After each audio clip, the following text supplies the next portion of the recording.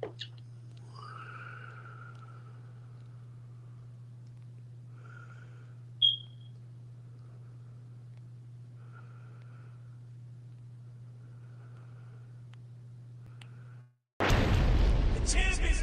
think you're a hater. I think you're a hater. Haters everywhere we go. Haters everywhere we go. Haters everywhere we go. Where we go, haters going down for the count. Looking at the ground. I think you're a hater. I think you're a hater. Haters everywhere we go. Haters everywhere we go. Haters everywhere we go. Haters everywhere we go. Where we go, haters going down for the count. Looking at the ground. I think you're a hater. I think you're a hater. Haters everywhere we go. Haters everywhere we go. Haters everywhere we go. Where we go, haters going down for the count. Looking at the ground. I think you're a hater. I think you're a hater. Haters everywhere we go. Haters everywhere we go. Haters everywhere we go. Where we go. And if you was instead of hating, you be ballin' too. I know you seen us fallin' too. All the rich niggas is all my crew. Fuck it, they can't touch us. If stuck up is what you call it, cool.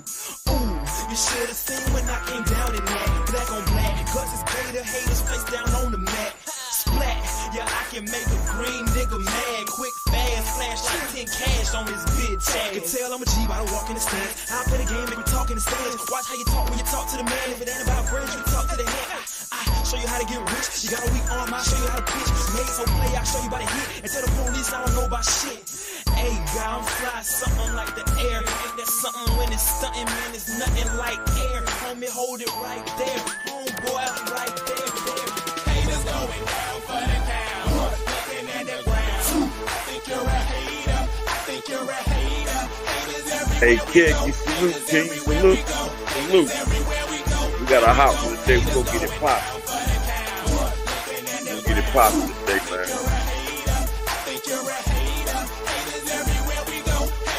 How you doing today, though, brother? One in the back, I got one in the front. I make them do what I say. They tell me say what I want, I tell them. Get your money, girl, and just stop breathing. Cause if it ain't about Everybody, if y'all can't hit that like button. See a gangster like myself, I get that paper and women. Man, you want See y'all smash that like one time for us, kid. Listen, you're looking Y'all know how we do. We come on right after we get finished. I'm gonna get another intro song, though.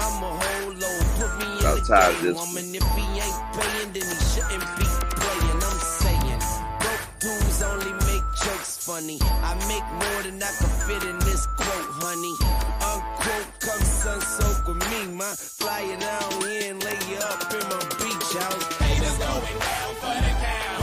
Looking at the ground. I think you're a hater. I think you're a hater. Haters. What's up, people? What's going on? Keggy, my guy, salute. Always a regular in here.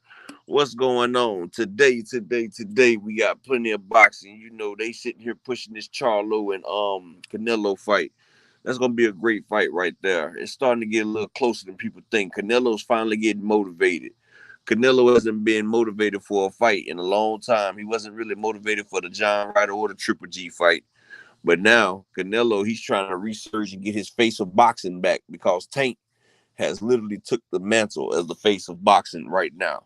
When him and Ryan Garcia did 1.2 million on Showtime and 200,000 on the Zone.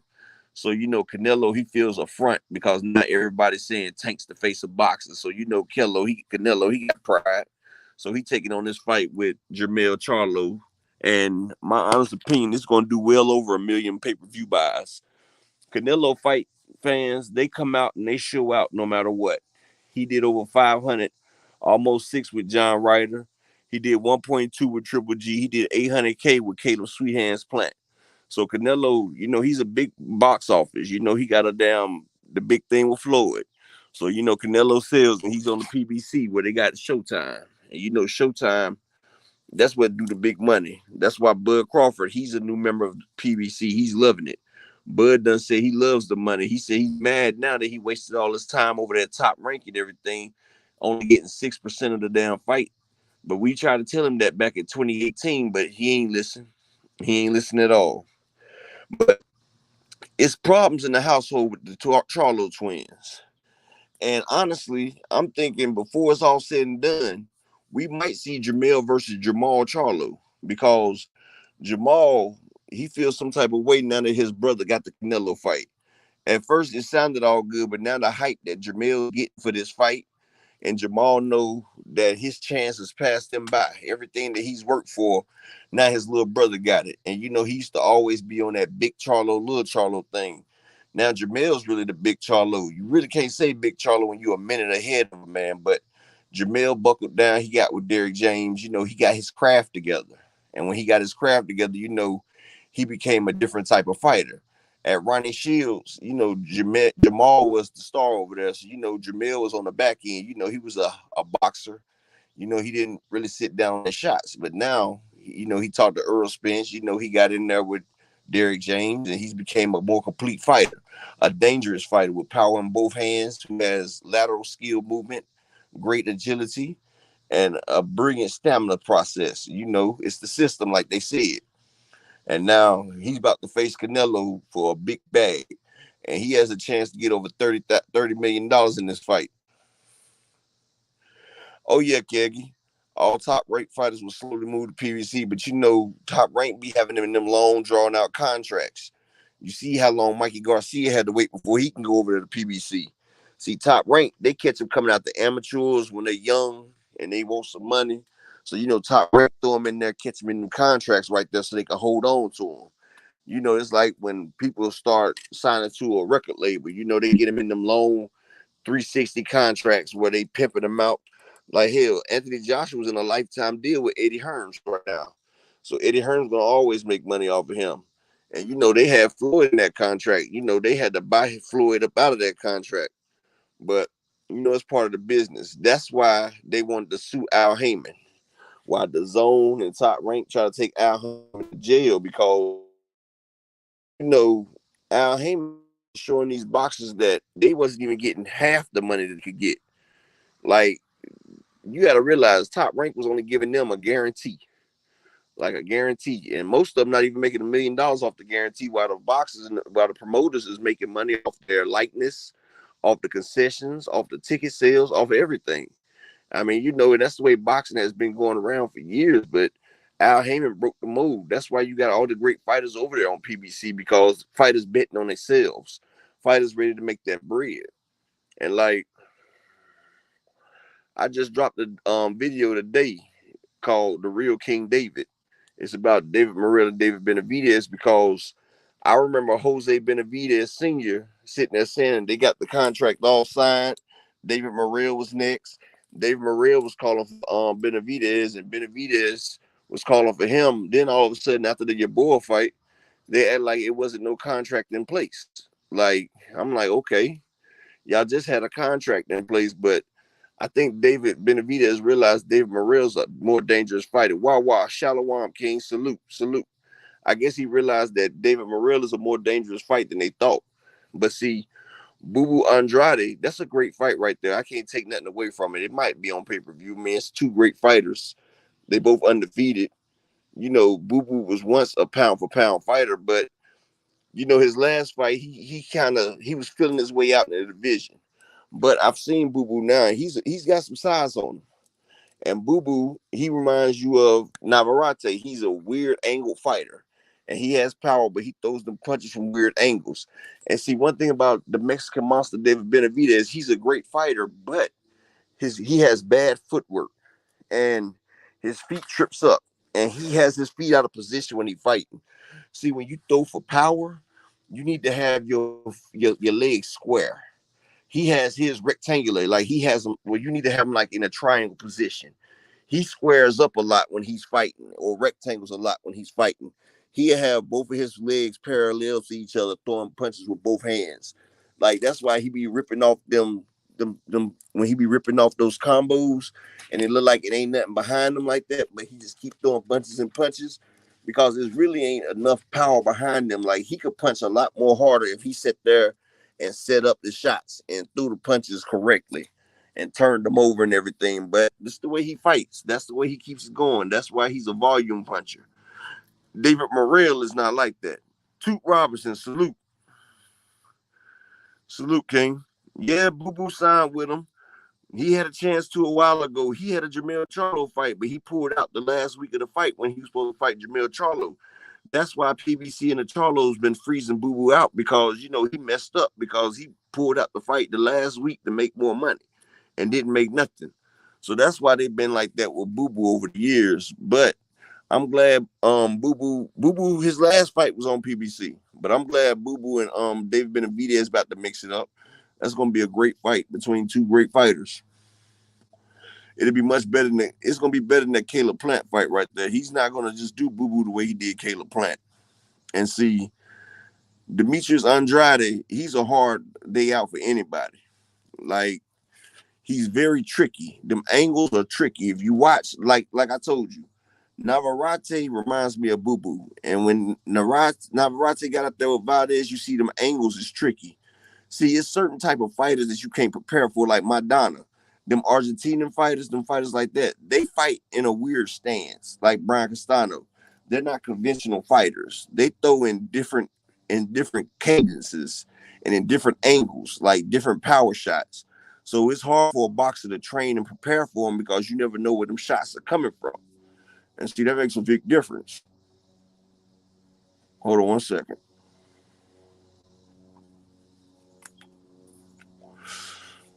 Oh yeah, and found out we're not gonna get that Spence fight until late next year. They're gonna try to get Spence a tune-up fight in between time. And Bud Crawford has now become the PBC's new darling dandy.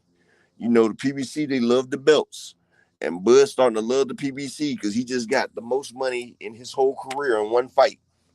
So Bud, you can't talk shit about the PBC, and they loving it now. They love the fame that he's getting. And Bud, he feel like he just arrived now, like he's getting his just desserts. But now they're looking for a big fight for Bud right now. Bud wants a Canelo fight, and then he's calling for a Tank fight. Neither one he's not going to get. But I think he should go ahead and take out Keith Thurman or Boots, one of them right there, since he's not going to get the Earl fight right now.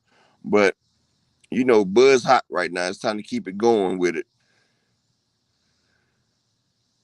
Yeah, it is, Wawa. It's about time that they did it. Then, it's better late than never. You feel me? Canelo got with PBC as well. He remember Floyd on his victory tour sign with PBC. PBC is like the retirement place. Like when you're trying to get the most out of your career, you go to the PBC to go ahead. Mikey Garcia, he got with the PBC near the end of his career. Pacquiao got with the PBC at the end of his career. Everybody know the PBC, where they find out late in their boxing careers that the PBC is where you're going to get your money at. The PBC is where you're going to shine. Like PBC, they don't hold you. Like we just seen with Trayvon Marshall, a rising up-and-coming superstar who just got shot by Gabe Maestra, who was 5-0. He just stopped that man. Like, they throw you out there. If you feel like you can do it, they're not gonna hold you back. They don't have training wheels over there. When you come there, you jumping straight into the pros. And Trayvon Marshall just found that out. And see, he's a great young from the plug, salute King. And Trayvon Marshall, he's a great prospect. And this one loss right here, it's gonna hurt him a little bit mentally, but I feel like he's gonna bounce back. Put more fuel in his fire. I mean, he was a great fighter. You feel what I'm saying? But he fighting against Gabe Maestro. This man was 5-0 with 4 knockouts, and he was an older cat. And like this man was ready. He's one of them people that spent a lot of time in amateurs, like Andy Cruz. He spent a lot of time in amateurs. People don't realize a lot of people can convert over from amateurs perfectly fine. They don't have to get that training wheel time. Like Andy Cruz' first fight, 10-rounder. And I heard that Andy Cruz talking about he wants Keyshawn Davis again, but he probably need about 1 or 2 more fights. But hey, it's good. It's good for me. If you want it, you want it. I'm not gonna stop nobody from pursuing the best fights, because that's what I love. That's what we love around here. We want to see the best fight. We want to see the king of the hill, who's the top-notch big dog. That's what we want to know. And y'all make sure y'all smash that like button for me. But on this fight card right here for Canelo and Charlo, we got Jesus Ramos versus Erickson Lubin. That can make or break Erickson Lubin's career right there. Erickson Lubin, he was on the fast track. He called out Charlo when he was young. Everybody told Thomas Hill, salute King. I'm gonna drop that link for you if you want to, homie. But Erickson Lubin, he was on the fast track. And everybody advised against him calling out Charlo. But he was on the fast track. He felt like he was ready. He got in there with Charlo, got decimated. Then Lubin had to fight his way back. And he fought his way all the way back to the Shining Force. Then Fundora stopped him.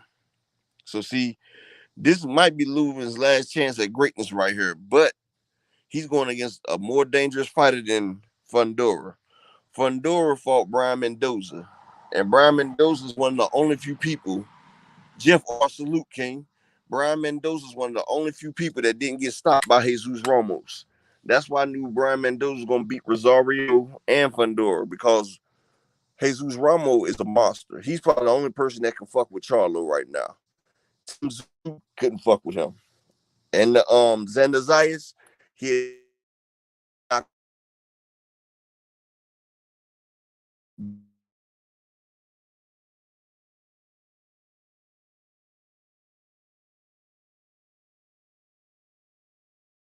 the bottom, or put him in there with a Garcia, Sergio Garcia or something. Now, Weedy Gonzalez, Lubin about to get his whole soul took right there, because Jesus Ramos ain't gonna play with you. That man right there they built him great. Like Jesus Ramos, he got a great jab. He works the body great, and he has power in both hands. That boy is a large task for everybody. Fundora stayed away from Jesus Ramos. Jesus Ramos is not nobody's slow walk. And see, this is Erickson Lubin. They treat him like a gatekeeper. And if he gets in here, he's going to this right here could be a showcase fight for Erickson Lubin. I really don't think he's going to win this. I feel like Lubin going to get stops. And this would be like 2 stops in the last 3 fights. But, hey, you got to respect the man for going for it. You got to respect him for going for it. But Ramos is this is like him going against Charlo. This is a big task right here. He got the Ninja Turtle back. Keggy, oh yeah, salute. I dropped that link for you, Thomas, if you want to get up here, brother. You know how you always welcome. But yeah, Ramos do his thing. Ramos, and he's a power puncher. And Lubin, I just don't see. I mean, Lubin has a great boxing IQ. He got a good style, but it's just some guys that just can't get over the hump. Like, you got some fighters, they do everything good, but they don't do it great. Like, Lubin's a good fighter. He's a good fighter, but he's not great. And when you watch Jesus Ramos fight, you see a making of a legend, a making of a great fighter, like an all-time great type of fighter. Like, he reminds you of Tito Trinidad mixed with Oscar De La Hoya. Like, he got the power, but he got footwork as well. Like, and then they moving him correctly. They putting him against tough opponents. Like, they moving him like Earl's being moved. Like, they're not giving him babysitting fights. They giving him fights that's going to test his metal, and make him adjust so he'll be ready for more styles as he comes out. And he's a young fighter as well, getting better and better with age.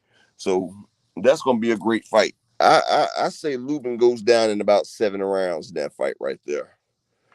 And everybody's wondering about Canelo and Charlo. Like, they sleeping on Charlo, which is great, because that means the line's going to be a lot higher, because they think Canelo's size and everything, but they don't realize Charlo's been big his whole life. He has to shrink down to make 154. And when he comes in at the fight time, he's over 160 when he's fighting. That's one thing right there. But 2, Charlo was over 6 feet tall. He's 6 feet tall. He has at least 4 inches over Canelo. Power in both hands. Canelo hasn't been in the ring with an athletic power puncher like this. Like, he fought Floyd, but Floyd don't have the power of Charlo. He fought Triple G, but Triple G doesn't have the footwork or the skills of Charlo. So, he fought Austin Trout. Austin Trout ain't got the power or the defense or none of that. He fought Bivol. Bivol got the jab, but he ain't got the power. He ain't got the quickness. He ain't got the quick tits muscles. He ain't got that one-stop power. Like, Canelo fought a couple of different fighters that add together to make Jermell Charlo. You got the jab of Bivol. You got more power than Triple G. You got the footwork of Laura, you know. So Jamel's gonna be a tall task, and Canelo in the Eddie Reynoso camp. A1 Hoop Zone salute, King Shalom.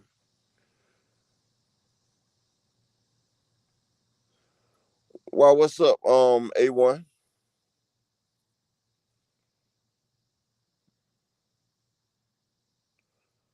What's good, A1? Hop up here and talk to me about it, bro.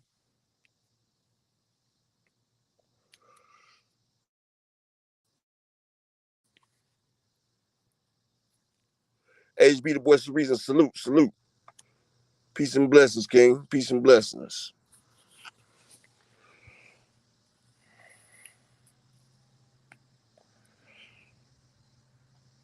Yeah, Bivol really he just got that European style, the straight ahead. He got the jab and everything. What A1, what did money say about me? Because the only thing I said, I kept it real with money, man. I kept it 100, A1. I told Money Brown is fucked up. It's the biggest fight in boxing, and we sitting there talking about everybody streaming the shit, and he's sitting there. Okay, hold on. Salute A1. What's good, Hey, King? what's good with it, Upper? Can you hear me? Yeah, what's good, King? Talk to me. I was gonna say it's real windy where I'm at, so I try and be super brief. I'm gonna just drop my number in the private chat, and now I'll let you offline about it. I didn't want to say what I think might be a misunderstanding, so I'd rather holler at you behind the scenes on it, so then that way it ain't no you know how people is Oh, out here what, in he these made a streets. video or something? Did he make a video or something on me or something?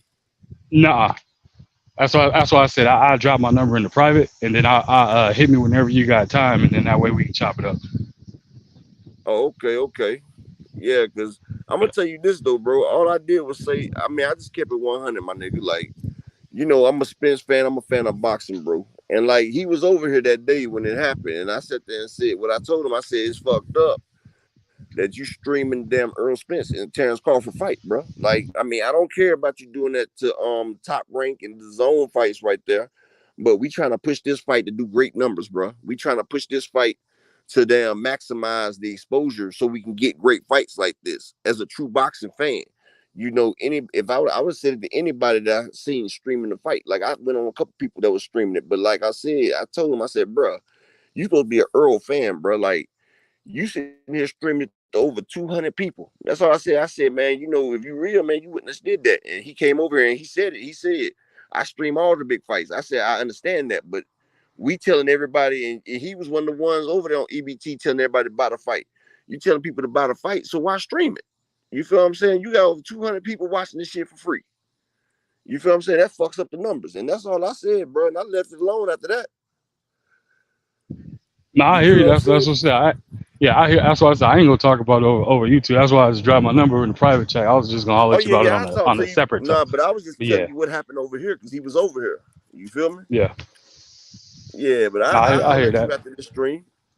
I I appreciate holler at you appreciate about it. 30 minutes. I'm just doing an hour live stream from now, and then I'm gonna pop it out later. You feel me? I for sure for sure. So, hey BL, I I'll let don't you, bro. think. All right, my nigga. I don't think Tim Zoo would be a great fight for Earl right now. You feel what I'm saying? Because Tim Zoo, he got a lot of power right there. He got a lot of power right now. And you know, Earl's just getting up to the division. Normally I would say yeah, but right now, I don't think Earl ready for that. I don't think he needs a tough fight like that right now. Like I think Earl should get somebody like I would have said Lubin would have been a great fight for Earl because Lubin's a good C plus B minus fighter. But like I said, if they really want to soft touch Tony Harrison, or I would have Earl fight Baccarat, the IBF mandatory. That'd be a great fight for Earl because I feel like he's not that great. And I feel like Earl, you know, the dude, he has decent power, he has decent skills. I feel like that dude right there, sharpen Earl and give him a run for money. Or you know how Earl, he say he don't like tune-ups. You know, Earl can go ahead and take Brian Castano. You feel what I'm saying? Like Brian Castano, you know what type of fighter he is. He fights the same way Earl loves him to fight. You know, matter of fact, Brian Castano would be a great fight for Earl. You feel me? Past differences. But I feel like Earl's skill should be able to overcome it. And if Earl can't overcome Brian Castano, then Earl just like it's sink or swim right there. PBC ain't gonna save you. Like it's either you can do it or you can't. And I feel like they need to handle that right there. But I think that Tim Zoo will be a little bit too much for Earl right now. But I feel like Brian Castano will be like just the right fit. It's got the degree of difficulty to sharpen Earl and put Edward Jr. Salute. Yeah, I mean it's tough, but I feel like Earl's leagues above Castano. You feel what I'm saying? Like that's the type of fight. That's like Earl taking a Danny Garcia fight. Danny Garcia is a great fighter, but versus Earl, Danny Garcia, he don't really stand a chance. And I feel like Castano, he's a solid ass fight, but I feel like Earl has the because Earl snatches bodies better than Charlo, and I feel like he'll get Castano up out of there. But I feel like it's a good test as well because if Earl can't come back and beat somebody like Castano, then Earl should go ahead and sit down because if Earl can't operate at 110% or operate on the level that he's used to operating on, then he needs to go ahead and sit down anyway instead of taking himself to punishment and putting himself in situations like that because he don't want to tarnish his legacy. Like he doesn't need the money like that. He don't need to go out there and do like Roy Jones and them who blew their money and then had to sit there and let mediocre fighters like Tyson letting people knock him out and shit like that. We don't want to see that for Earl right there. So I feel like if he can't come back and get a fighter like Castano, who's coming off a loss himself, like then Earl might want to hang it up a little bit. You feel me? I mean that's how I feel. Yeah, I feel you, Larry Lopez. I'm a boxing fan first and foremost. Like I bought the fight for my brothers, both my brothers. They wanted to come to my house and watch the fight. I said, just go ahead and watch it at your house. Because I don't like fight parties because I've had a fight party before. Motherfucker been done said something, you missed the damn shot that you want to see or something. Like I can't stand that shit right there. I'd be mad as hell. That shit happened at the Floyd versus Pacquiao fight. It wasn't that much action in the fight, but I did miss some of the action that was in the fight. You feel me? Because motherfuckers just kept talking. And then they brought their girls over there. Their girls asking a bunch of questions. Nah, man, let us watch the fight. You sitting there asking all these questions. A nigga just trying to sit back in a lazy boy or in my Sealy Posturepedic medical bed and watch the fight.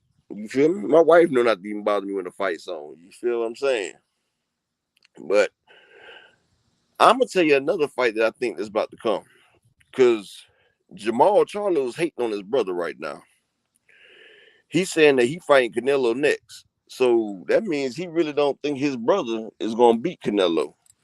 Because if not, his brother would get a rematch with Canelo. But he's not even counting for the rematch. So I feel like, shit, you my brother, you supposed to be backing me right there. I BL, I don't think that's really a damn tricky fight for him. Fundora, the book's out on Fundora. And I've always told people on Poor Counter, I told them that Fundora would be an easy, tailor-made fight for Earl. The man's almost 7 feet tall. He gives up his length. He like to fight on the inside. The man's body ain't but so big. Earl would have been done broke Fundora down too quickly. And the way Lubison was popping him, Earl would have been done. He would have fucked Fundora up. Brian Mendoza showed us that. Brian Mendoza, he reminds you of Earl, but less talented. And Brian Mendoza got in there because I told everybody Brian Mendoza gonna upset Fundora. And I was surprised they let him fight Fundora, but it was a step in replacement. Just like when he stepped in and took out Rosario at 160. See, Brian Mendoza, like I said, was on one of the few people that didn't get knocked out by Jesus Ramos. And he was in there thumping with Ramos until he wasn't. But he didn't get stopped. And that's when I knew Brian Mendoza is actually a great fighter. He just was in there he was up there against Godzilla, like Adrian Broner say. You feel me? Yeah, BLC Fundora, he should have been like Paul Williams or like the Hitman Hearns. Like you like a cheat code in boxing. Like you that tall and you can make the weight. You should have been drilling people with that jab like Dalzim off a Street Fighter. You should have been popping that jab from halfway across the thing. And when they came in, you should have been throwing a lean uppercut and catching them, because they would have to walk through hell and high water to get through your reach. Like, but it's crazy though that he could fight inside that good. So see, with that great inside fighting Fundora could do, he could sit there and tag people from long range, and when they get in range for his inside fighting, he set a trap and been done destroyed them. But whoever's training him, they dropped the ball right there. That's what I was saying, Weedy Gonzalez. They dropped the ball because the man can fight on the inside to being that tall. So you should have a gauntlet of shit for people to have to go through to get through to you. Like, if you can fight that good on the inside, develop your outside game so you could be tagging a motherfucker as they coming in. So they've been done went through hell and high water, and as soon as they get in there to you, then it's boom. Like the pain don't stop. Like, you getting beat from the outside, the middle side, and the inside. Like, that'll make him a dangerous fighter.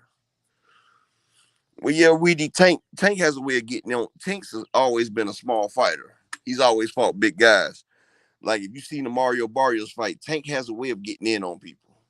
And Tank's real quick. Like, when he caught Mario Barrios with that right hook over top of his jab, like, Tank's so quick, he come over top of your jab while you shooting that jab out there. And see, that's a lot of things when people got to reach over you. All you got to do is sidestep or step forward to the right or to the left, and you have that jab over your shoulder. And while that jab's over your shoulder, they'll be fully extended. So you can pop them in the body or to the head. That's when you time it. That's when you get good counter right there.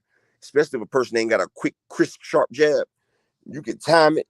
You step to the side and forward, and boom, he's wide open and can't protect himself. And that's what elite counter punchers do. That's what they do.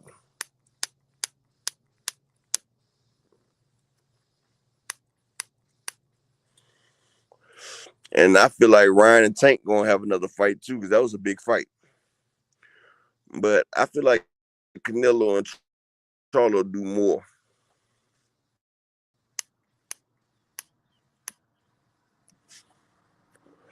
That fight would have did good in Dallas though. They would have sold out they would have sold out the Cowboy Stadium, but football season back started, so they can't. So they fight in Vegas again. So Canelo, he's trying to get his face of boxing back. But like I said, the 3-fight contract with Canelo, it might just be Jermell Charlo for a minute, because Jermell Charlo, listen to this, y'all. Canelo signed a $100 million contract for 3 fights with PBC.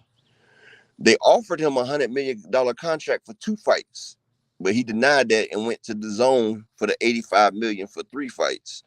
So he ducked it because they was giving him $55 million for Spence, $45 million for Jamal Charlo or David Benavidez. So now he has to do an extra fight now.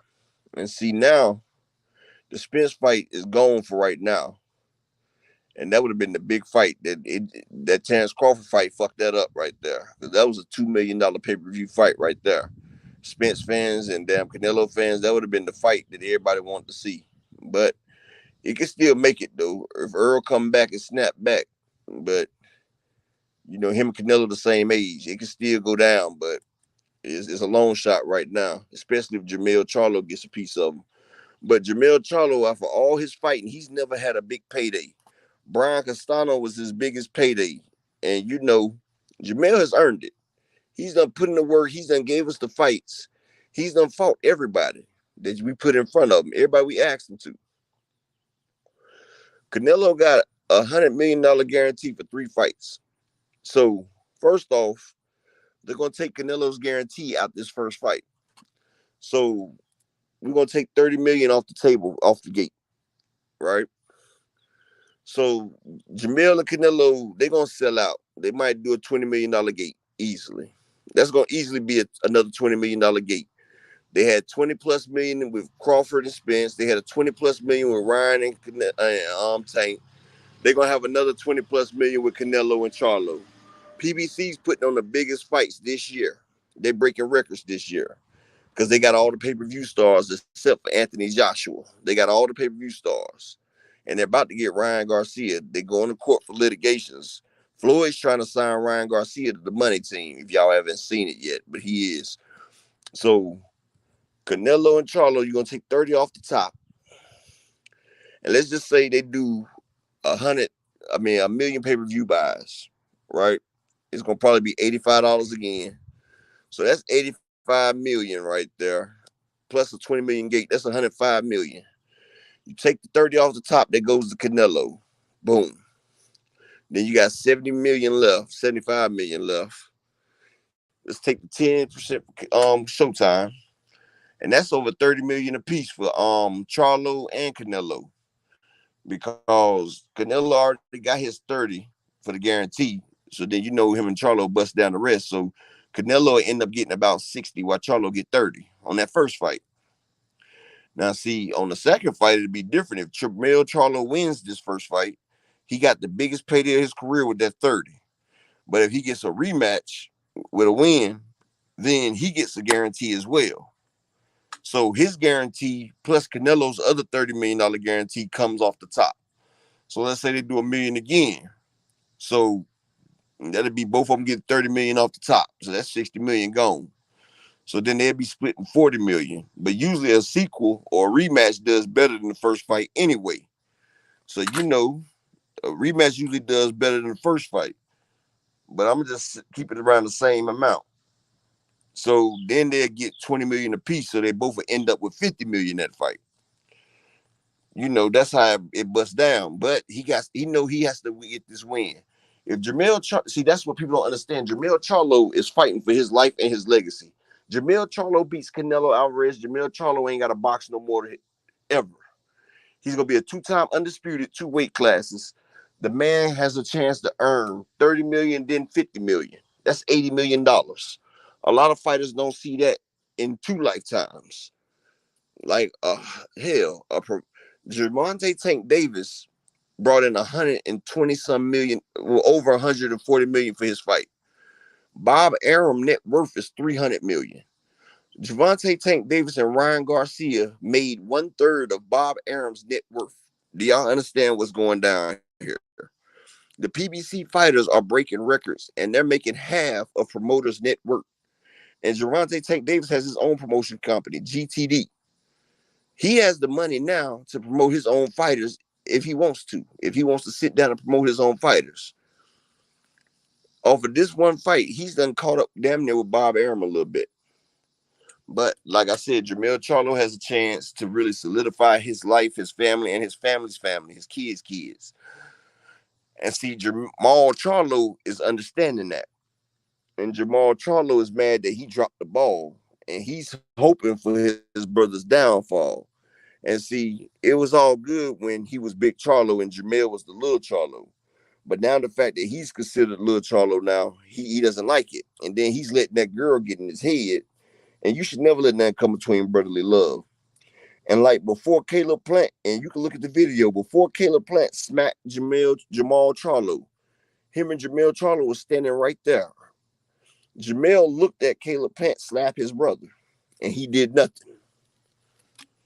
So they was already had to be broken up a couple times because they was about ready to fight a few times. They had to be broken up. And then Jamal picked on Caleb, and Caleb slapped the skin off his face. Then outside, Jermell Charlo's wife beat the hell out of Jamal Charlo's wife. And then I guess she told Jamal that Jermell touched him, and then he tried to go crazy on him. But it's a lot of animosity going on over there. But it wasn't like that when Jermell was at the bottom. And that's what I be saying a lot about people. They hate to see you do better than them. It's okay when you below somebody, but when you become above them, then it's a problem. That's when you see people's envy. Like I'm looking at Shakur Stevenson and Keyshawn Davidson. Shakur has known Devin Haney way longer than he's known Keyshawn Davis. But he talking about Keyshawn Davis, his brother, he won't fight him and all that. Devin Haney gave you a place to stay.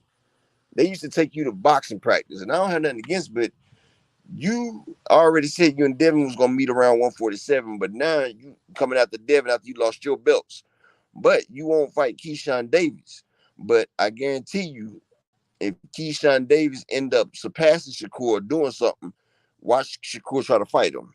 That's the envious that I'm talking about. And I have nothing against it because I like to see the best fight the best, but I see how he moves. And he doesn't like the people to one-up him. But it's funny, though, He doing all this, but he ain't talking about Tank. And Tank's crew told him to get your people and tell them this the fight you wanted. They said that when they flipped the coin, but he's been going out to Devin. I think Shakur know he ain't ready for Tank right now, but we won't know until they fight. And that's what I'm talking about. I want to see the best fight the best.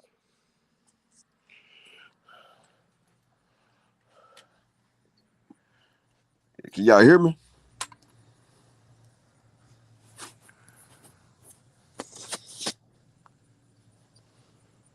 I wonder if y'all can hear me. It look like my mic went out for a second. Hey, somebody type in the chat if you can hear me or not. Because it looked like my mic had went out.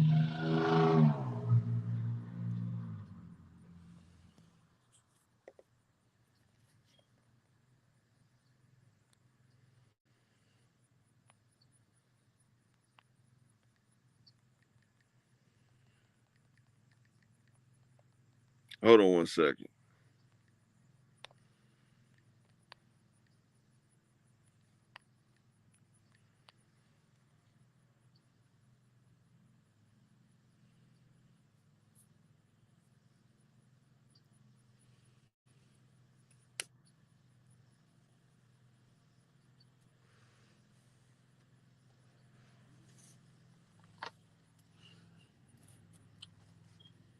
I don't know if I need to go out and come back in or something.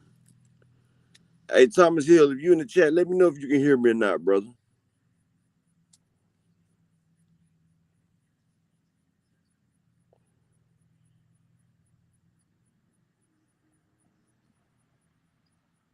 Well, ain't nobody wrote down, so I guess they can't hear me.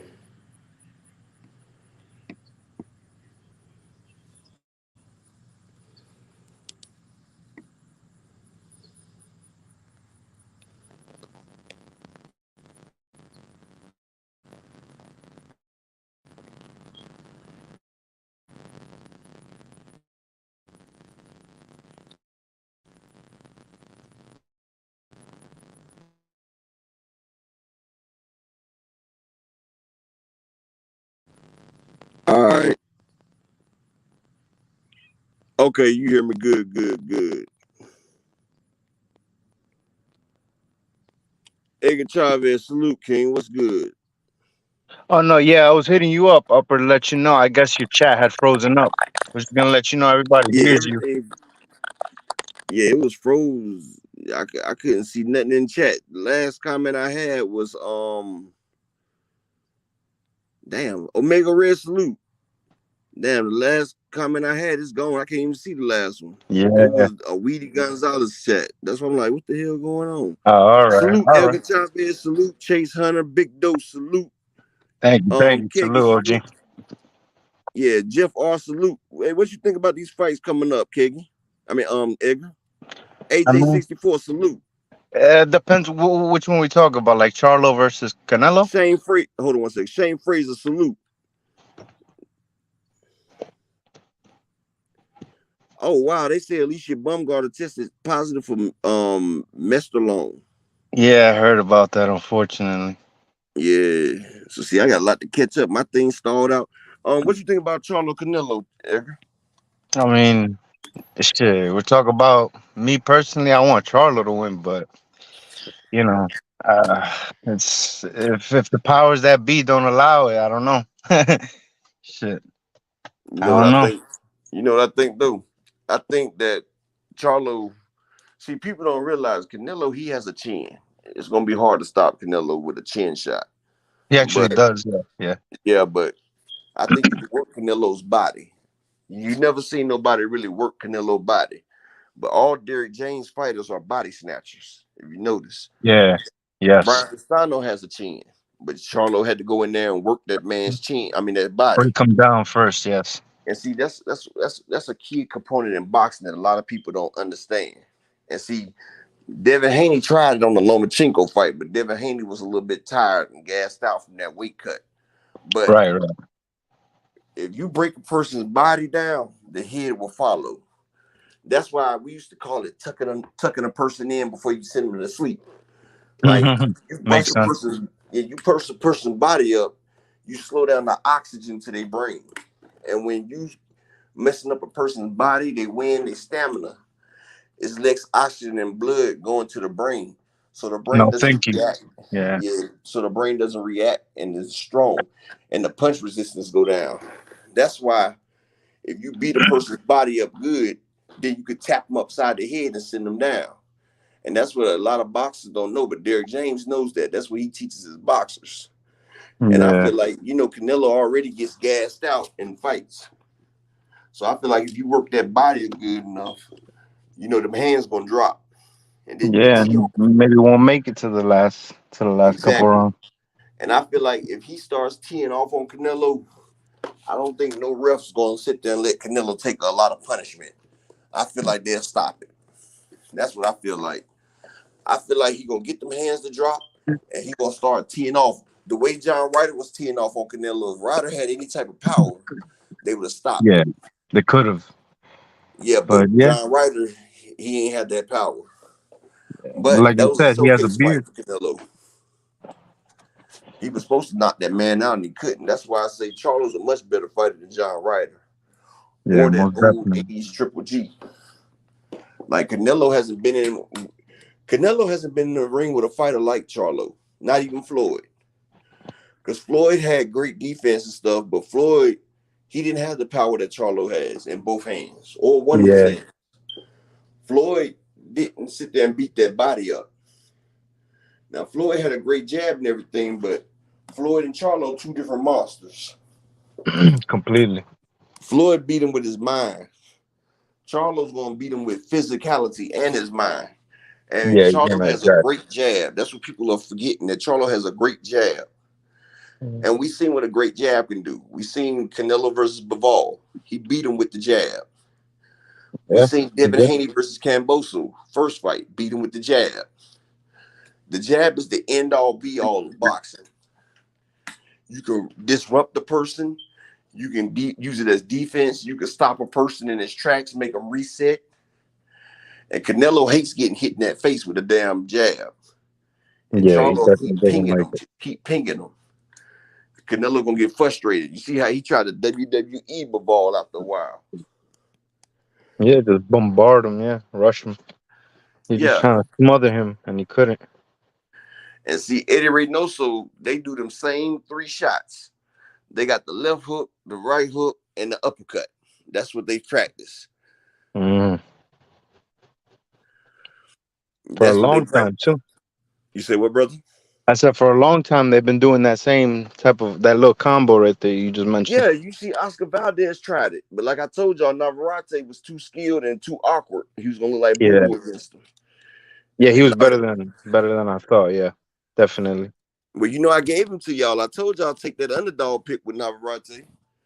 Yeah, I mean, I should have. I honestly didn't put no money down this weekend, and I should have. And I wanted him to win because I don't really like Valdez too much after the whole BS with the he tried to blame it on T and shit. I don't like that. But Yeah, see, Navarrete, what people fail to realize, when Navarrete beat Liam, right? That was Navarrete's first fight moving up to 130. See, people forget Navarrete done moved up 2 divisions already. He yeah, beat Isaac Dabo, then he moved up to 126 and won. Now he moved up to 130. So he done moved up. This is third division. that's And I crazy, told man. everybody, Tough. that Navarrete power is going to settle in. Like your Yeah, first fight, you ain't really settled in. Like Terrence Crawford first fight, he couldn't really settle in versus Horn. But as you get used to the division, your power starts getting used, and you can start boxing and start pinging. And I knew Navarrete, he's a big guy. He's not that small, and he's got that crazy boxing style. And yeah.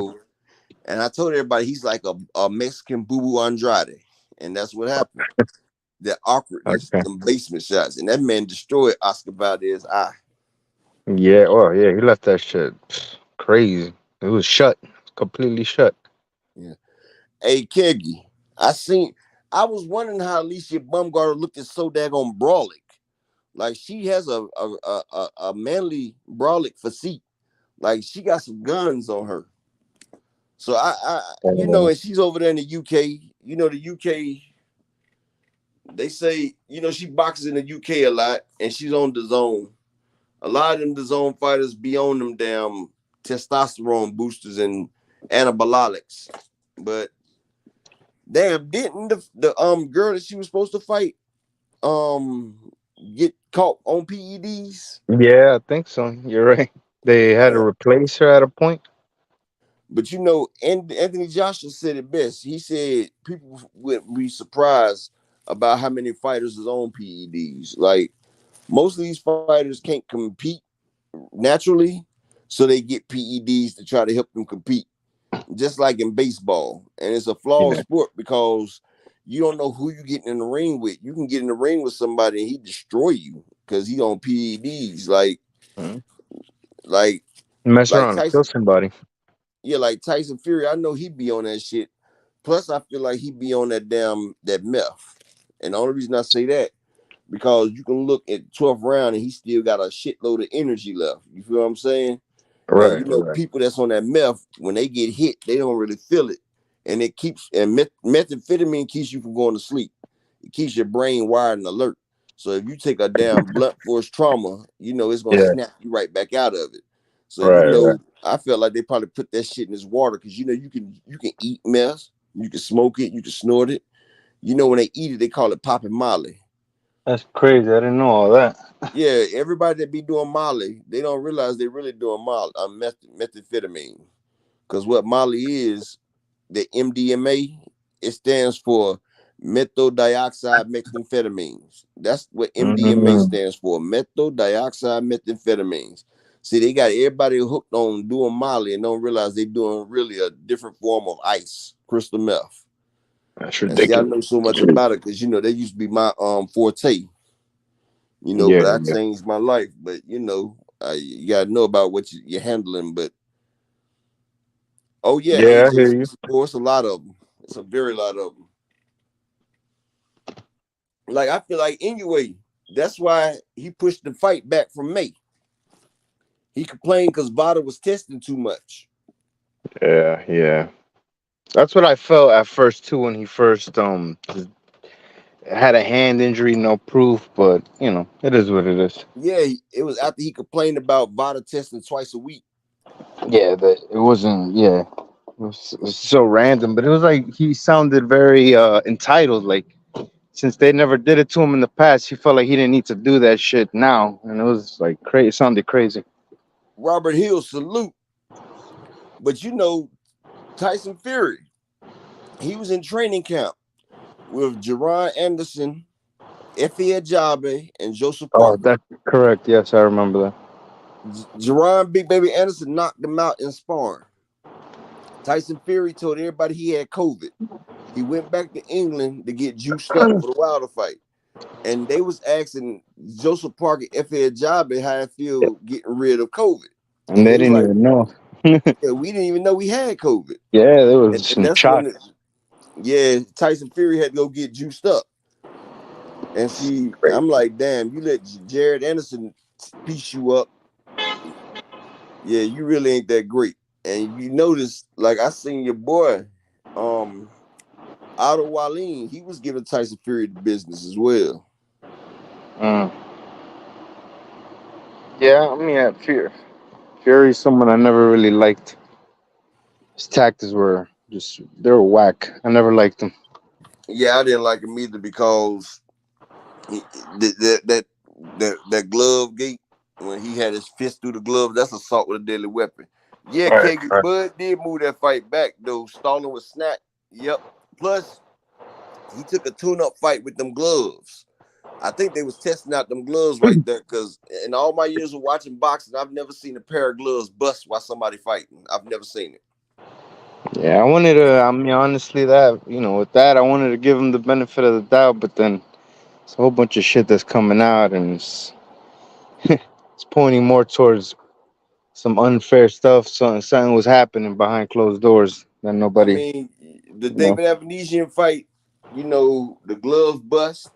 And this fight, people talking about the gloves. I mean, I'm just saying, you know, when they it's just look truly when funky. I smoke, know. there's a fire.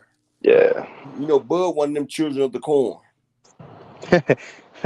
You feel me? Shit.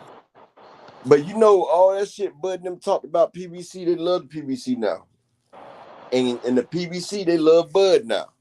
Steven Espinosa has signed Bud to a Showtime and PBC contract. And now they Oh pushed the wow. Earl Spence fight back to late 2024. They pushing the fight back so they can get Bud a big fight. They trying to cash in on Bud right now. They see Bud's a great fight and they trying to cash in on him. They trying to find him a big fight. So the Oh wow. PBC, they done gave him a whole new contract. I And didn't they know all also, that. That's nice. yeah, so the Earl Spence contract that they got is null and void. But they said they still gonna make the fight the end of 2024. So they giving Earl a chance to bounce back. I hope, man. I really do. Well, Bud with it, because that one fight, Bud has made more money than he's made in his whole entire boxing career. So salute, No. salute the Devin Solis for the $2 cash app. Appreciate that, King. Appreciate that. Way to support the channel, just keeping it right. Y'all make sure y'all smash the like. Well, not really, King, because PBC has a contract with Fox and CBS as well. They have a contract with Fox and CBS. But Showtime, you be doing a lot of the fights though. But yeah, Bud is signed to Al Heyman right now. And Bud, he just did a interview the other day talking about how Top Rank, they was only getting 6%. And now he sees 94% of now all he was getting was 6%. And now Yeah, I he's was mad listening to now. that. He's mad now. And see, this is what we've been trying to tell them. Like, look, y'all, in 2018. And see, they thought Earl and them was getting shitted, and no, it was y'all. Y'all was the ones Mm-hmm. getting shit.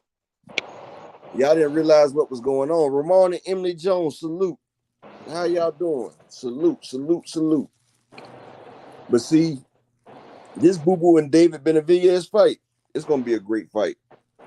But Yeah. David Benavides didn't want this fight. He really didn't. But it was either him or Morrell. And Morrell ain't the person he Morel. wanted to hop off the porch for.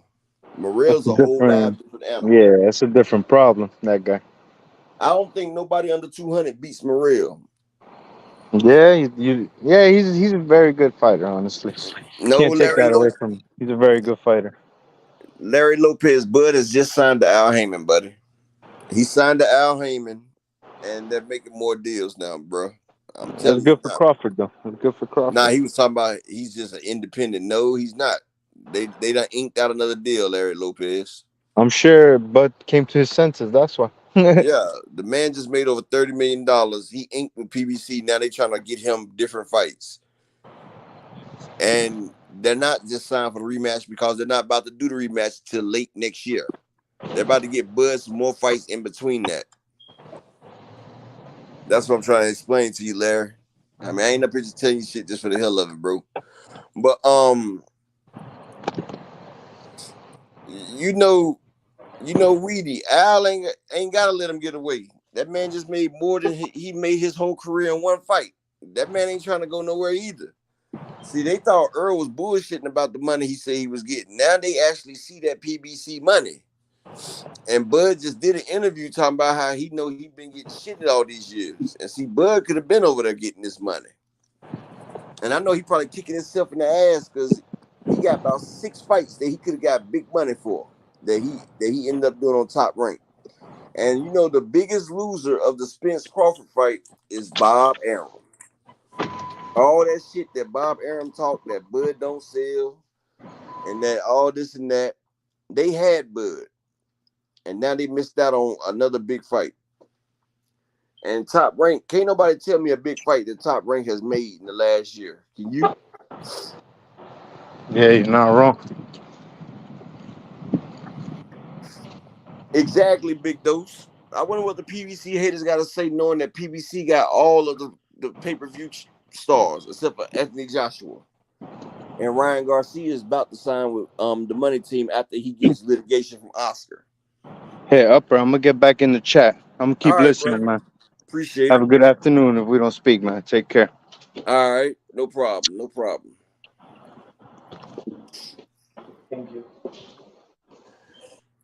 Hey, Larry Lopez. D-Ray Promotion salute. I didn't tell you said bullshit with no proof. All right, bro. It could be bullshit with no proof, man. If that's what you saying. But I'm sitting here telling you that they pushed the fight back to the end of 24th, and they're trying to get Bud other fights right now. But he just signed for the rematch.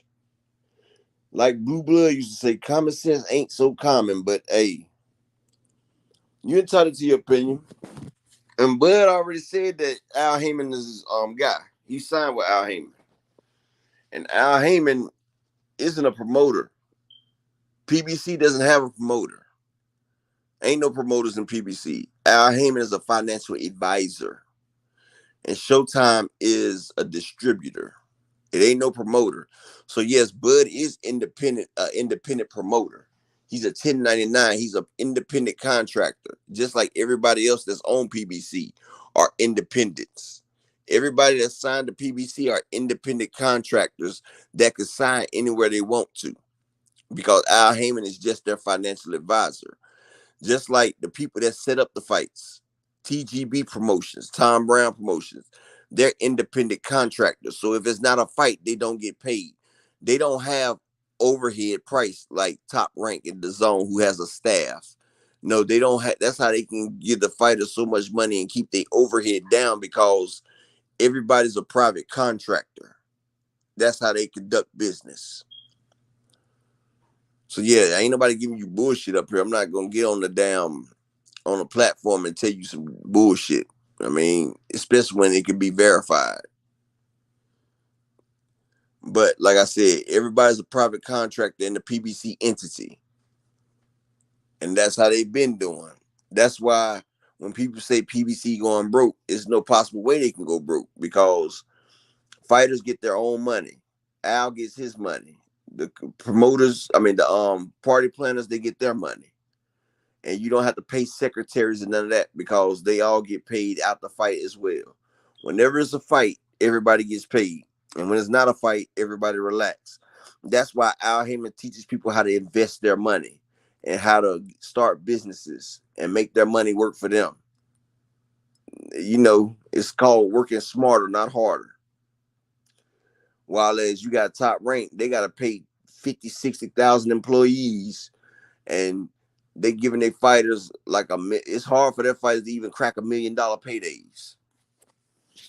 Wow, when you on a PBC, you smacking $1 million every time you step in that ring, just about. Charlo never did a pay-per-view fight, but got almost 10 million versus Brian Castano, and that wasn't even pay-per-view. You know, Al Heyman, a financial genius. He had Michael Jackson, he had Prince, he had Beyonce. Drake even shouted Al Heyman out, talking about them Al Heyman checks. So you know, that's just a little bullshit I'm giving you, though, like you said. But like I was saying before I was rudely interrupted, Showtime, they're going to have a nice shit for the back half of the year. I would probably like to see Bud versus Tim Kazoo. Bud come up, get the WBO belt. Or Bud versus Thurman. Because Bud, he said he wanted Thurman when he first got to the division. And Thurman been talking all that shit anyway. And he calling for Bud. I would like to see Keith Thurman in that ring running and getting his ass tapped for the second time, since he said he's still undefeated in his mind. Y'all know what I'm saying? Bud versus Boots. I don't think it sells as much as Bud versus Thurman, but I think it's a better fight, a harder fight. I feel like if Bud takes out Boots, then you got to put him up there with an all-time great, because Boots is a terribly hard fight right there. He does everything Bud does, but a little bit better, faster, and younger. But Bud has him over IQ, boxing IQ, and experience. But Jerron Ennis, he's a young lion.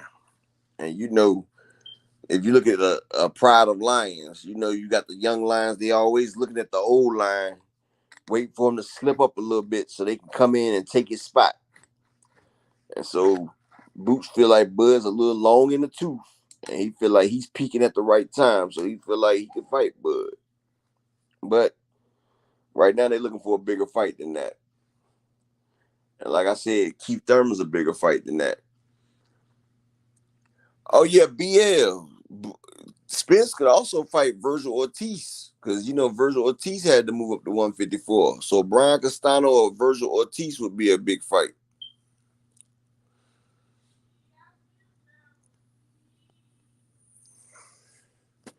Those could be some big fights right there.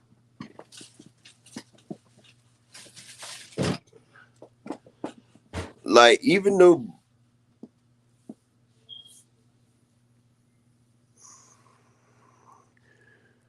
hey Larry, why would you not like the PBC though? They're giving you everything you asked for as a boxing fan. You can't say Top Rank or DAZN are giving you fights like this. The PBC, they don't hold boxers' hands. They make 50-50 fights. On the PBC, you have a chance of seeing somebody get upset. Like, you seen Trevon Marshall get upset by a 5-0 fighter. And he was supposed to be a big prospect. But the PBC doesn't stop nobody's growth. If you can be great, they let you have a chance to be great. Earl Spence was the cash cow, but Bud beat him. And guess what? They rolling with Bud right now. It's about that bread. And Earl's still their guy, but Bud's the guy right now for them. They got to see how Bud's going to sell.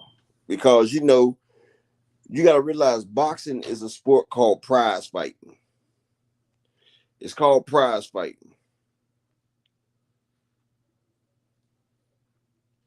And my guy Weedy, my bad, bro. Let me fix you up, bro. And my boy D-Ray Promotions.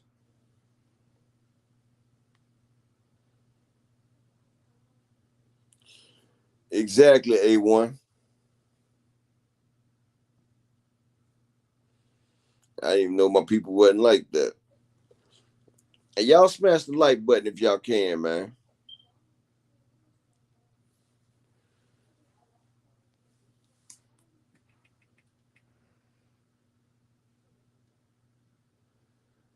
I mean, I didn't say there wasn't above criticism. I'm just saying PBC going out their way to make the fights that we want. Like, they haven't did nothing that I seen for them not to do. Like, they making the fights. Like, you can't get mad at them for making the fights. Like, they've been trying to make fights. They tried to make the Terrence Crawford fight a long time ago, but Terrence didn't. So, these people been trying to make fights.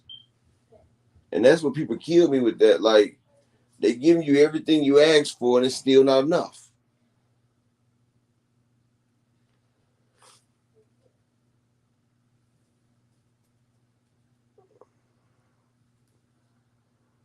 Yeah, Canelo did $800K with Caleb Sweethand Plant under the PBC banner. Of course, Canelo coming back. He knows where the bread is. He's not stupid. You see, Ryan Garcia is trying to come over here. Like, PBC will send their fighters across the street to fight the zone fighters and Top Rank fighters, but Top Rank and the zone don't like sending their fighters over to the PBC. So how can you complain about that? Okay, Larry. Now, hey Larry, click the link, bro. Click the link because now you're saying some bullshit, and we can sit here and talk about it, bro. I'm about to put the link out there for you. Get it up. I mean, I'm not gonna disrespect you. Nothing. We can debate this like men, but you saying PBC finished this fight? Now I know you full of shit. Get on the line. Hop up here, bro. Because PBC did any and everything to make this fight. Terrence Crawford even know they did. Terrence Crawford know they did. They agreed to everything. And Crawford and I do remember his friends talking about we agreed to everything. But the same time that they was dealing with PBC, they already had a deal for David Evanesian, who Crawford was supposed to fight back in 2020, but didn't. And they ended up revisiting that fight with BLK Prime. Then a lot of people saying they was getting $10 million when the man only got $4.6 million for the fight, and they bankrupt. So yeah, go ahead and hop up here, bro. And if you listen to Spence doing if you listen to Spence, he sat there and said, I made this fight. Man, Bud asked for a coin toss, dude. Bud wanted 50-50, dude. Bud has 4 fights, and Spence one fight with Mikey Garcia did more pay-per-view buys than Bud's 4 fights. Bud was difficult. He wanted Showtime to let him be in charge of their expenses. He wanted to be able to veto expenses for a corporation like Showtime. Bud asked for shit that no other fighter asked for. He asked for shit. No, everybody told Spence not to make the fight because the man was asked for outrageous shit. And when he got to the point where Bud couldn't ask for nothing else, then he took the fight. And I feel like if his kids didn't disrespect him and ask him, Daddy, why you ducking, he still would have made the fight. This fight could have happened last year. And you typing, but I gave you the link, bro. The only one full of shit is you, it seems. You the only one that seems like you full of shit because I gave you the link. I'm telling you to hop up here and let's talk about it. Since you believe in it. Yes, Spence made the fight. And Bud did everything he could to not make the fight. When have you ever heard of an A side having to flip a coin?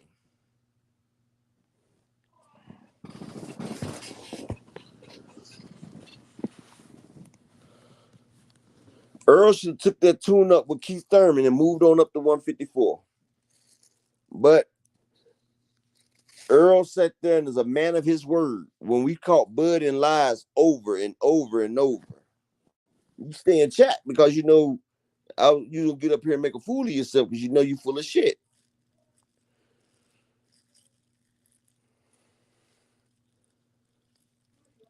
Like you full of shit. I'm just being honest. Bud denied this fight. Like, how do you sit there? That's like a girl talking to you and your homeboy at the same time. And then you find out when you about ready to take out on a date, she going with somebody else. Is that right? You feel what I'm saying? Exactly. That's what they did. He was using, see, this is what you don't know about Bomac and Terrence. They used the Earl Spence fight to garner a deal with ESPN to get him that guaranteed money. That's why Bob Arum said he lost so much money because Bud and them used the Earl fight as a guarantee to get ESPN to give him that guaranteed money. And see, Bob Arum wasn't going to give him that guaranteed money no more because he seen how difficult it was to make fights with Terrence Crawford. Then they used the Earl and Spence negotiation to negotiate with BLK Prime for more money. Notice BLK Prime knew he was in that negotiation, but they didn't know that he was in a BLK Prime negotiation. That's called double dipping and doing that right there. So, like I said, you're not making no sense, brother. The man didn't want the fight. I'm glad he took the fight, but if it wasn't for Earl being the truth and doing everything he say he's going to do, we would have never got the Bud and Earl fight. Period. And Earl, he's still been in the same division for 12 years. He should have been moved up to 154. I wish he would have took that Keith Thurman fight at 154. And then Bud could have came up there. Yeah, Earl and Keith would have definitely sold out Dallas. Keith did 500,000 with Pacquiao. And everybody wanted to see Keith and Earl. I've been wanting to see Keith and Earl since 2017. That I felt was the best fight. But we ain't got the same Earl Spence that we used to have back in that time. Because that Earl that fought Lamont Peterson was that man. That car fucked him up a little bit, but still he bounced back. But Keith Thurman was the fight that I wanted. But Earl trying to please the public and do what he say he gonna do. He's waited around for Terrence Crawford. The man ain't threw a punch and the man had one fight in almost 3 years.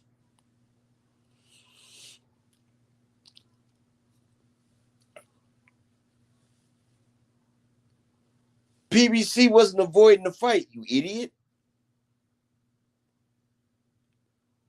They didn't maximize the fight. What they did was the fight lost money, dude. The fight lost money. The fight would have been much bigger if, you know, they would have made it when they tried to. They tried to make the fight last year. Bud didn't want the fight. Earl been trying to make the fight. And if you look at the meeting, Earl told Bob at the meeting, he said, let me get in the ring with him now. And Bob said, nah. He asked Bob Arum 11 times to fight Terrence Crawford back then. 11 times on the meeting video. He asked, can I get in the ring with him? And Bob was like, nah, you can't get in the ring with him. He was saving Crawford. Crawford took 5 years to prepare himself for Earl Spence. While Crawford got used and accustomed to the division, Earl was growing out the division. And Crawford spent that whole 5 years getting his body maximized, getting accustomed to the weight, getting himself strong. You know, he's 100% at his peak right now. He came up from 135. He wasn't having all knockouts in 135, 140 because his muscles was drained. But when he gets to 147, he gets to use 100% of his muscles. And you see a difference in his fighting style. Earl's still at his 135 division. Earl hasn't went to his 147 yet. Think about that. But still, Earl was ready to fight that man. But like I said, it was a great fight. And like I said, you acting like PBC stopped the fight. That's not it.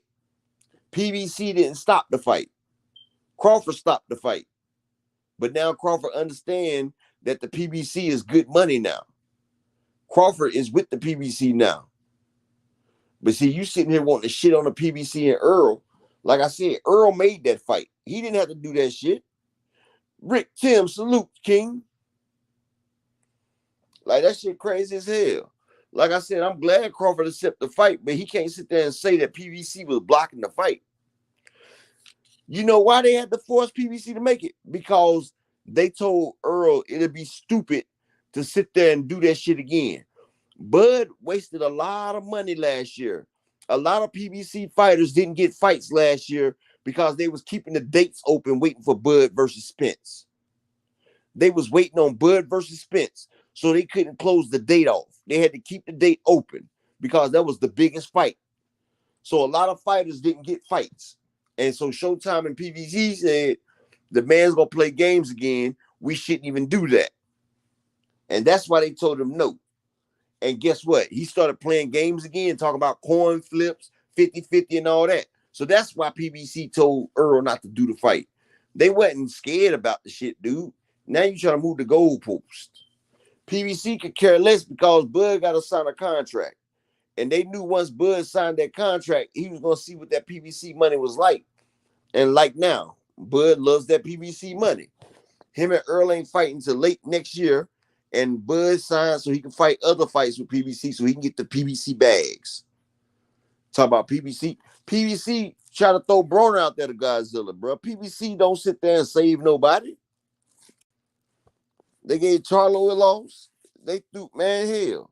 They tried to make the Benavides Morel fight.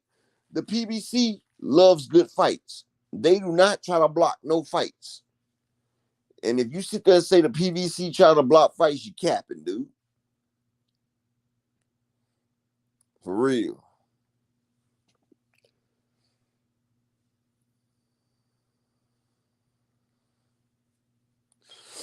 Salute, Rick. Boy, I ain't seen you in a while. 5 a.m. to 2 p.m. shift. Ooh, that's a hell of a shift. Hell of a shift. So, yeah, that's why Spence had to force them because he already played with them last year and they weren't trying to go for that shit again. But they got the fight in and it was good. You see, once Bud signed the contract, you see you're not a realness. You're a real piece of shit, dog. Like, you full of shit, dude. Like, you move the goalposts. You say you're a realist, but you don't see what happens, bro. Like, you see what you want to see, bro. You see what you want to see, bro. And it's all good. That's how the government keep putting the wool over people's eyes because people like you, y'all believe what people tell you. Like, I bet you listen to Rick Glazier as well, right? Yeah, I'm pretty sure. Guess you think Inoue is top 5, is the top boxer right now, huh? Yeah, all right. I bet you think Bud versus Tank is a good fight. I bet you do. I bet you think Tank should come up to 147 and fight Bud now.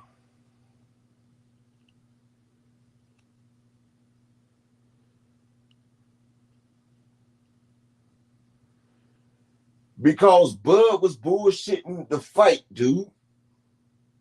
And they said if Bud don't fight, then Thurman's right there. And Thurman and Spence was a mega fight. That was the big fight, dude. Keith Thurman versus Earl Spence was the money fight, guy. Keith Thurman versus Earl Spence been the big money fight. They've had smoke for a long time. And they felt like if Bud didn't want to fight Earl, then Thurman would be the next best thing because they've had beef for longer than Earl and Bud had beef.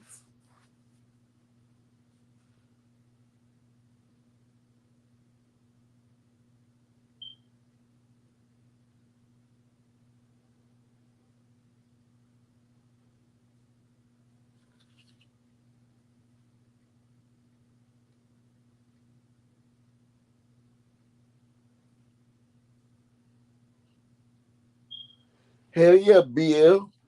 Everybody, Earl fights is a nice fight. Even Ugas, who didn't sell shit with Pacquiao, was a great fight with Earl. Like Earl has a fan base that buys his shit, dog. So you know it's gonna rock. Yeah. Floyd told Keith Thurman that he would give him a fight if he fought Earl Spence. He said he'd put his belt up for Thurman to fight Spence. Thurman was like, nah, I ain't doing that. Well, you know, Floyd did the same shit to Canelo. Canelo fought Austin Trout, then he got the Floyd Mayweather fight. Got paid. So what good? Why Keith Thurman couldn't do it? He knew that nigga Earl Spence was some smoke for him. Then Keith Thurman tell Earl Spence to get a belt. Earl Spence goes across the seas to damn England, to Sheffield, to motherfucking the guy's backyard, kills Special K. Brooks' backyard, beats him, gets the belt, come back over. Keith Thurman talking about he got an elbow injury. He need to rest for a while. Then he says a get back here. He fighting Josecito Lopez. And next thing you know, he fighting Pacquiao and all that shit. Like, come on, man. NCL Spence ain't ducked Thurman. He just said he wasn't giving Thurman a payday now. Because he sat there and told everybody, he said the big fish is, he said tables are going to turn. And so when the tables turn, Earl didn't want to give them motherfuckers no money. But exactly. Larry Lopez, you see this right here. You see what Rick Timms just said, and that's Mr. Rick Timms is a Bud aficionado. He's a real Bud Crawford fan. Him, NCL, my boy Timothy Stoudemire, Drink More Water. Those are real Bud Crawford fans. Even they admit that he did the lollygagging. And see what's crazy? I appreciate you too, D-Ray. 2 Cents Boxing. Salute, Queen. And see this, this what's crazy about it. I wasn't even talking about Spence and Crawford, but he talking about PBC be ducking and be trying to protect their fighters. No, PBC makes them fight. And then he said PBC didn't want the Crawford fight. No, they tried to put it on. They lost money waiting on Bud. And that's what I explained to you, Larry Lopez. And if they didn't like Bud, why they dealing with him now? They ain't got to agree with me to keep their wrench, idiot. Hell, Rick Timms disagrees with me all the damn time, man. What are you talking about? Everybody has their own opinion, bro. Everybody else has their own opinion. I believe if a motherfucker keep it 100, they keep it 100.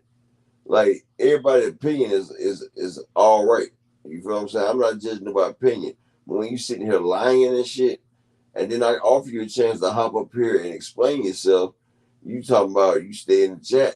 So all I'm getting is you lying and typing. You feel what I'm saying? That's just keeping it 100. I mean, you can say that incel, but he was waiting on Crawford. He said he wasn't fighting nobody but Crawford.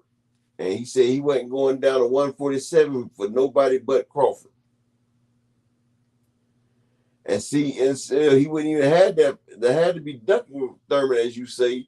If Crawford would have accepted the fight last year, then the Thurman shit wouldn't even been there. Honestly. Yeah, A1 Hoops on disagrees with me all the time too. Shit. Exactly, Edgar. Like, damn. And like anybody knows, bro, I let everybody have their own opinion, bro. I don't want robots. I don't like sheep. And that's what you is, Larry Lopez, a sheep. See, you sit there and you spit in other people's narratives, other people's opinions, dog. Like, think for yourself, bro. See, we free thinkers over here. We think outside the box. And everybody can speak their own mind over here, bro. You know what I'm saying? I don't even care. You know, that's how it goes in like a sports bar. Everybody not going to agree. But shit, when you still respect people like me, and you get the respect back. But don't sit there and lie in niggas' faces and shit. Like, you don't lie to niggas, you do that to females, bro. Like, hey. Yeah. Yeah, that's crazy, Chavez. They say, I mean, you know, I see what Incel's saying, though, because Incel's saying, like, he had a chance to fight Thurman when Bud was scheduled with Avenesian, but Earl knew his body wasn't going to make 147 twice. That's why he said if he fought Keith, he was going to be at 154.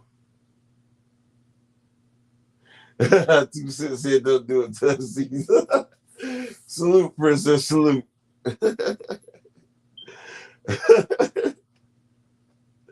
I'm going to drop that link for anybody want to hop up here. She said, don't do it to us either.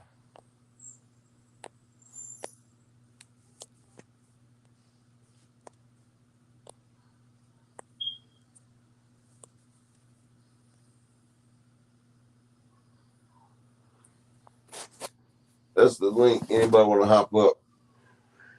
Yeah, Edgar Chavez, man, that broke my heart when he didn't take that Thurman fight. Hey, 2 Cents, you can hop on up here, you know, give your take. Yeah, I really wanted I wanted him to fight Thurman then, but honestly, like I wanted that Thurman fight for the longest because I always felt like Thurman light skin ass always got away, man. Like he always got away.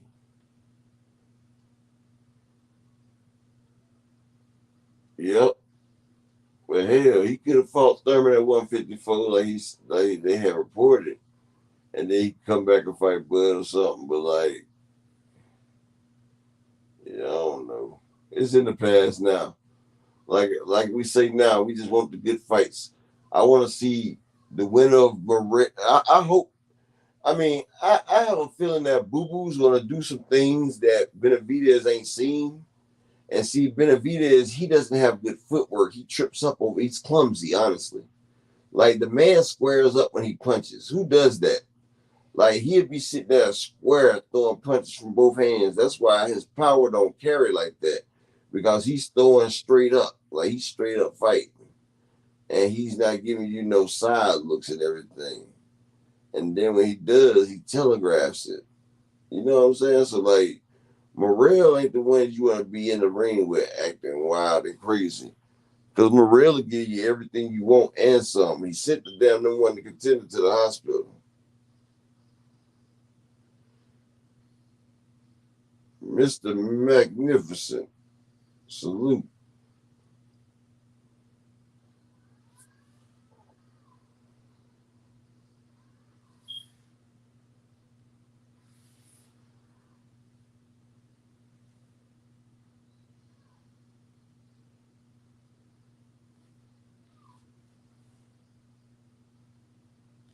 Well, you know something, 2 Cent.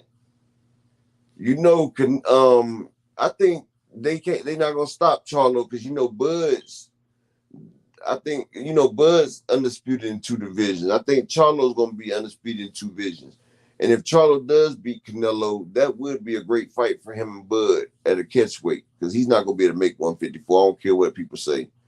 Charlo's not going to make it at 154 again because, you know, that happened to Roy Jones. You putting on that muscle weight, then trying to cut that muscle weight. And see, Charlo, you know, he's starting to feel out, and that extra weight going to feel good to him. It's going to feel real good to him. He's not going to want to get that shit up in training camp. He's going to want to stay at 160. Because you got to realize that man is at least 180 when he walks around.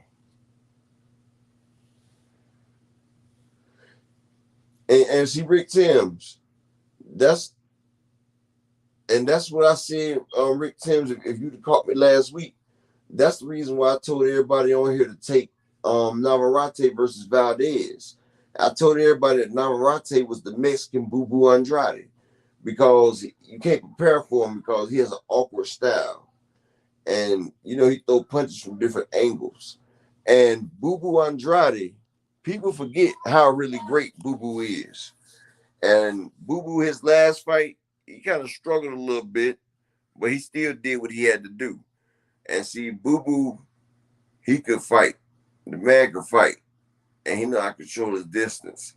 And David Benavides, like I said, he a straightforward fighter, and he throwing out them hellified quick combos and everything. But if you can look at them combos, ain't got no power on them really, because the man's just failing. He's shoe shining basically. In boxing, we call that shoe shining. You know, you can step to the side, uppercut, and catch him clean between them damn two guards and everything, but. You know, when he gets to throwing, though, he start averting the power from the shots. And then you can get hit with something big, especially if he got heavy hands. You just keep getting hit by punches and punches and punches. You know, the ref will stop it right there because he considered you not defending yourself. You know what I'm saying? But, hey. Yeah, exactly. And so that's why I say if him and Crawford fight, after he fights Canelo, it's gonna have to be a what's it called? That shit. It probably have to be 160, not even a catch weight, though, honestly, because it's gonna be hard to cut that muscle off. And then if Charlo does win the undisputed, he's gonna rematch Canelo, because like I said before, Charlo has life-saving money right now because this fight's gonna do over 1 million pay-per-view buys. So Charlo can walk away with every bit of 30 million. And if he wins in the rematch, he can walk away with about 50. And you know, hell, he'll be a 2-division undisputed champion. And if he goes to 160, fights for a belt, he'll be a 3-division champion, 2 times undisputed. And you know, that's what they're looking for. He said, Rick, hope you're doing good. Yeah, hope you're doing good, though, brother. That's all good. Shout out to my guy, BFTB. And shout out to my guy, Rick Timms, Incel, AJ64, 2 Cents Boxing, Poor Counter. Shout out to Champside. I like to say shout out to all these guys. My man, Everything Boxing. And shout out to my man, Trill Boxing Talk. Man, they need to come on back, man. I miss Trill, man. Yeah, Bud versus Tim Tszyu would be a great fight. I would like to see Bud versus Tim Tszyu. I feel like Bud will destroy Tim Tszyu, though, because, like, I don't see nothing special about Tim Tszyu. Like, Tim Tszyu, he got power, and he comes forward. But if you look at the Tim Tszyu versus Ocampo, he just threw Hail Marys and Hail Makers. Just like Tszyu versus Tony Harrison. Tony Harrison was a shot fighter, and he just threw them shots. Small ring.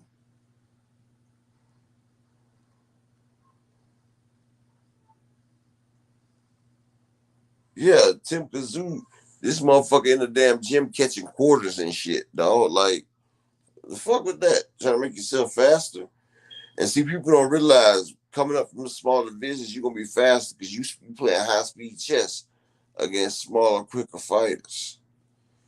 And that's the advantage most people have moving up to a division, other than the fact of somebody being a natural in that division. That's why Floyd was always so great when he come through the room.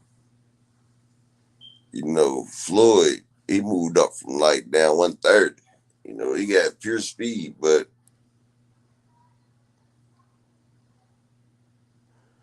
yeah, I don't see Tim Tszyu beating Jesus Ramos. And that I feel like Jesus Ramos would destroy Tim Tszyu. Other than Charlo, Jesus Ramos is the best thing at 154. Notice Tim Tszyu calling out everybody, but he ain't sent Jesus Ramos a contract. But that dog Erickson Lubin did. Yeah. Erickson Lubin, the gatekeeper.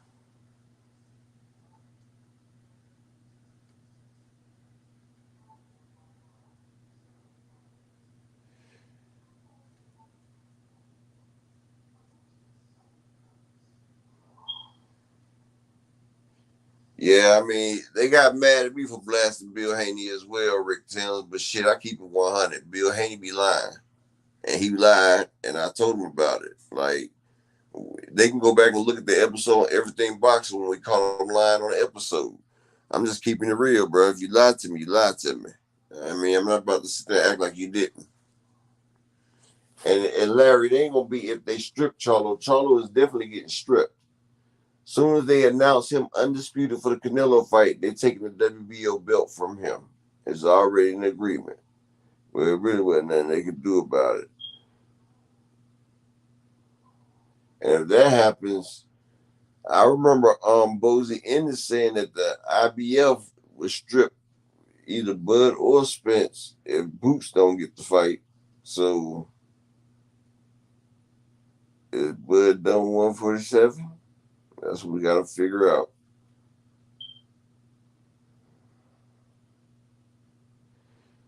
Exactly, AJ 64. And he coming up off his dad's name, Costa Zoo. Costa fucking Zoo.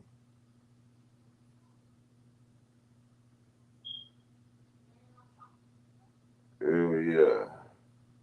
As soon as the ball, as soon as the bell rang. Y'all give me 1 second. Hey, Stank.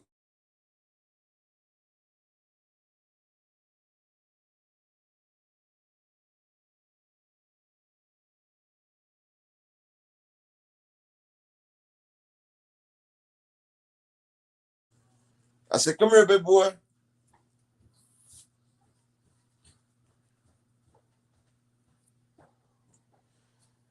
Hey, Stank. Hey, bring me a bag of cheeses and a Sprite. Appreciate it, big boy. Gotta take some medicine in a minute, but yeah. Oh yeah, AJ64. Jesus Ramos is a monster. Brian Mendoza was one of the few people that didn't get knocked out by him. That's how I knew Brian Mendoza was a monster.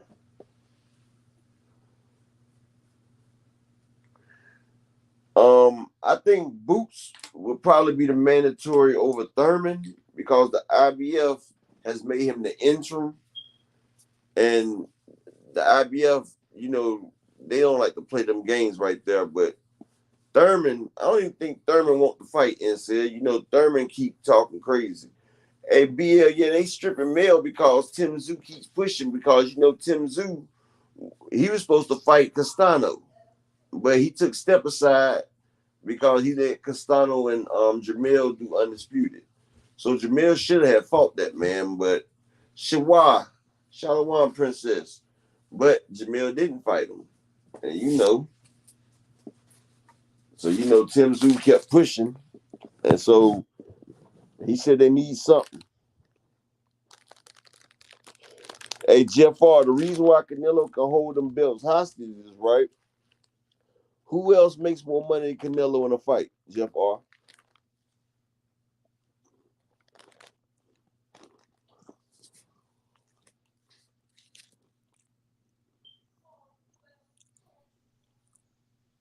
D. Ray, salute. Welcome to the chat, King. Appreciate you. Thank you. Yeah, no problem, King. No problem. Hold on one second. Let me Yes, answer sir. this guy a question. Yeah, it's messed up. Canelo can hold them belts hostages, but you got to ask yourself, who in boxing makes more money than Canelo? Exactly.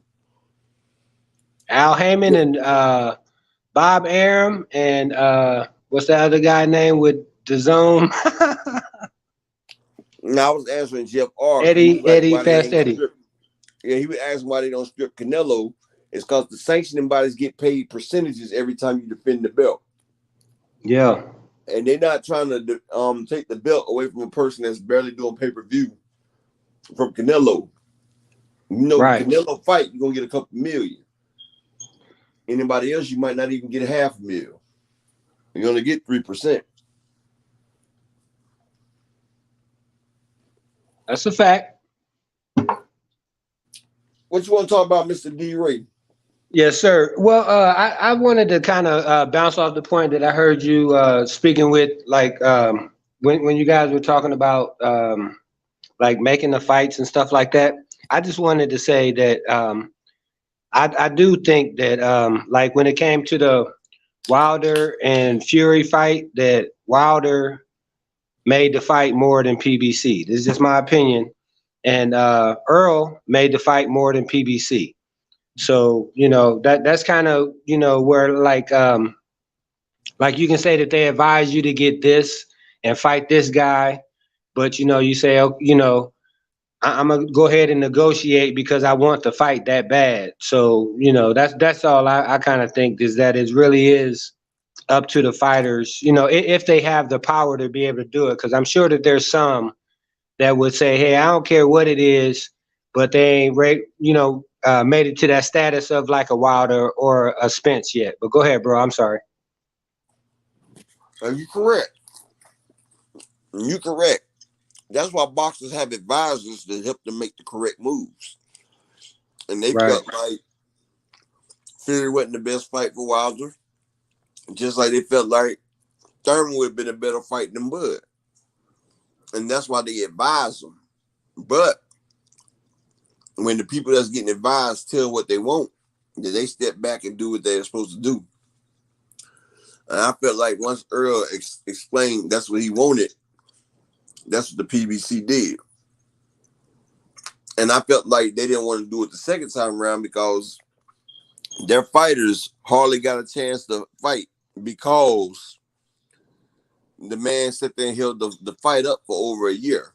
So, you know, there's a lot of people that couldn't fight that year. Jay Yeah, Salute. hold on. Yeah, so you're saying because Bud held up the fight? Yeah, you remember they was trying to schedule the fight after the Ugas fight. And, you know, Right. Bud and his people said that they agreed to everything. Then they turned around and fought David Avenesian. Can I rebut that?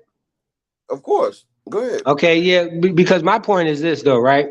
Is that they were in negotiations, and I guess allegedly that they made you know, that they agreed to everything, but then PBC changed the date until 2023, not 2022. So once they changed the date to 2023, I think that messes the negotiation up. Is that me, bro?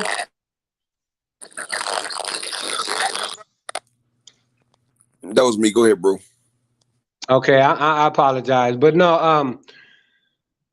So what I was just saying though is once the date changed to 2023 instead of 2022, I think that whatever was agreed upon is you know, irrelevant at that point because the negotiation was for November, not the next Now, can I year. rebut So that right there? right, yeah. But can I just say this one part right here is what I want to really say though, Of course, bro. Go is ahead. that so Go ahead. in that case, in that case where the dates changed, Bud had not had a fight that year. So I think that if he would have went 2022 and had no fight and had no money, then that makes, you know, give PBC a better leverage, you know, because they can say, well, see, you have to have us. And he just wanted to show that he had other options, which helped the value go up. But go ahead, bro. Actually, it made the value go down because that fight did less than 15,000 buys. But I'm gonna rebut that right there. That's why they really didn't want to make the fight, because they seen Bud didn't sell. He tanked that fight. But to rebut what you just said, the date removed, but it was Bud fight because the date moved. They were scheduling the fight for August. They scheduled it for September. They scheduled it for October. They tried to make a fight on the anniversary of Thomas Hearns and Sugar Ray Leonard fight. And Bud would stop responding for months and weeks at a time because he was already dealing with BOK Prime for the David Avedisian fight. He was using the PBC to leverage his deal, which wouldn't be the first time that he did that, because he's done it with ESPN.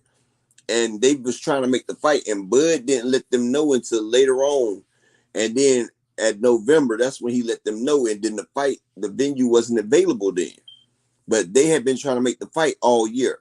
The fight was originally scheduled for August, and Bud got it pushed all the way back. So if Bud would agree to the fight in August, September, or October, then it would have never got pushed back. And he said he agreed to all the things on the term sheet, but he didn't sign the fight. And that's why the date got pushed back, because it took him over a month to get back to them each time. And that's because he was getting the term sheets and going to show BOK Prime so he can leverage off a deal. So yeah, that rebuttal right there don't work when you the one that's holding up the fight. You say you want the fight in a year. He finished beating Ugas April 16th on Earl Spence Day. You have all this time to make the fight. They was already ready. They was offering you everything, but then you kept coming up with different things. You denied 3 contracts. First, you said you want a guarantee, so they gave him a guarantee. Then he didn't want a guarantee. He wanted a 2-fight deal. They gave him a 3-fight deal. He didn't want that. Then Earl said, "Fuck it, we just do this percentage, and we get the back end." The same thing that he ended up taking this go around, but they put a little something in the front with it. But still, now he's willing to take back in because he knows what he's getting. See, he's never betted on himself. He's never had to take money that you take what you kill. And see, now he sees that back end money pays. Now he's willing to take it. So yeah, he pushed the fight back basically because he had a chance to take it earlier in the year on the anniversary of Hitman and Sugar Ray. Jason, let me hop in. I'm gonna drop my 2 cents about that. Okay. If y'all check out my channel, I did a video. I got a feature series on my channel called The Elephant in the Ring, and I did a video called The Real Reason Why Earl the True Spence Jr. Lost the Fight. Now, this is just my 2 cents. I feel like Terrence Crawford ruined this fight. And it's hard to say that because Spence agreed to it.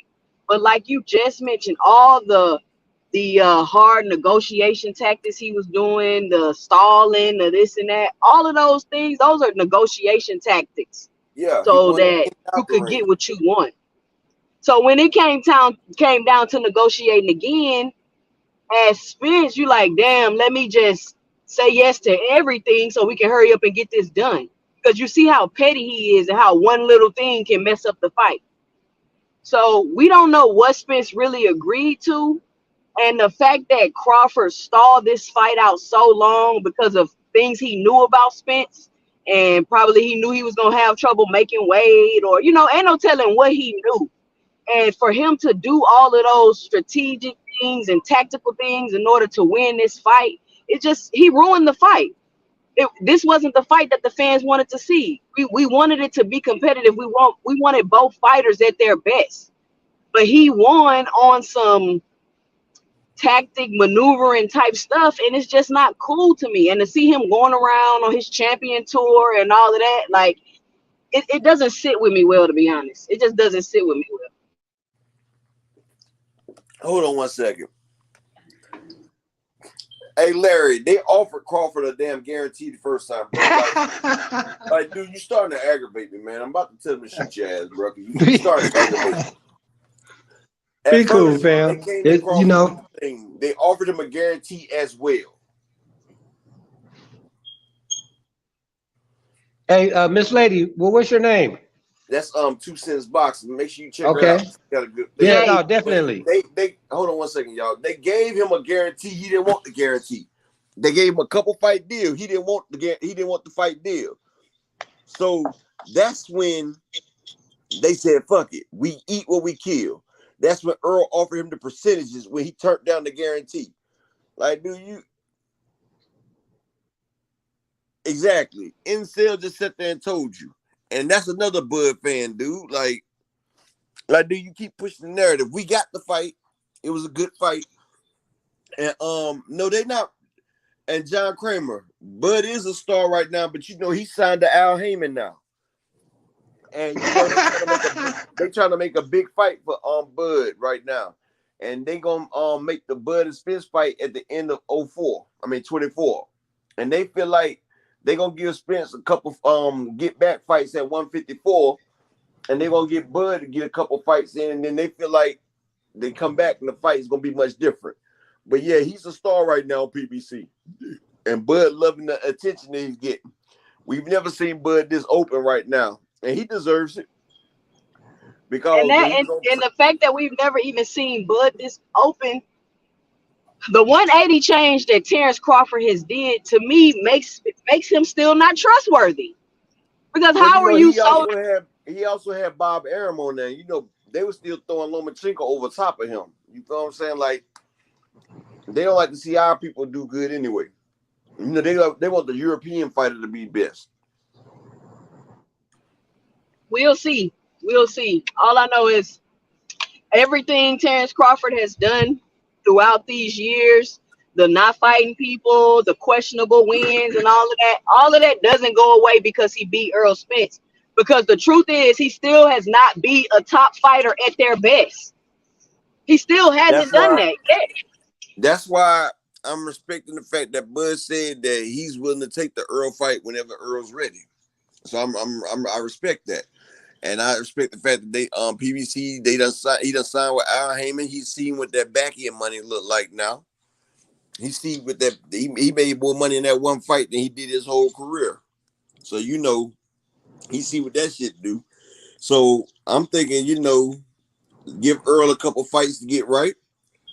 And when they get back, it'll be a much better fight because Earl, he'll be back. Maybe they can do it at you know, Earl will be used to the 154, might go 160, but you know, Crawford might feel like, you know, maybe we can go higher. You know what I'm saying? Like they talk about they talk about doing the fight at the end of 2024. So that's over a year and a half away. Yeah. So they want a 30. Yeah, but hold on. But they want a 37-year-old Bud Crawford, bro. Make that make sense, man. How old is Bud? Look, hold on. Hey, can I just say this too, though, real quick? I just want to say, I've been following this for a long time, right? And it was the other side of the street that said they was gonna freeze Bud Crawford out and age him out, and they did that for a reason. They just, you know, the thing is, go ahead. Nobody said that. That's just a narrative that Bud has been spreading. Come on, nobody said Bud didn't say that. Bro, Bud could have fought Earl coming up to 147. He could have activated the IBF mandatory and fought Earl. Even Bomac sat there and said they took the easy route and took Jeff Horn, bro. They hold on, bro. Hold on. Well, let me ask you this question then. When was the last time that IBF was mandated? When was the last time somebody had to, Mikey Garcia? No, he wasn't no IBF mandatory, bro. It was Ochumpo. Hold on, man. This Ochumpo. And how long ago was that fight? Mikey Garcia came up in weight at the IBF. He came up. So you saying Mikey Garcia was an IBF mandatory? Because this is the first time I heard this. Because up to this point, when you come up from weight classes, you can come up. When you come up to the next weight class as a champion, you can fight. That's WBO, bro. Okay, if that's WBO, yeah. Check this out. How come Navarrete did it with the WBC?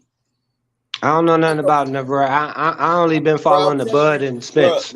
Bro, listen, you can come up with any division in a fight game as a boxing champion. Many people have done it with the WBC. They do it with the WBO, the IBF, the WBA. The WBA make you a super champion. WBC make you franchise champion.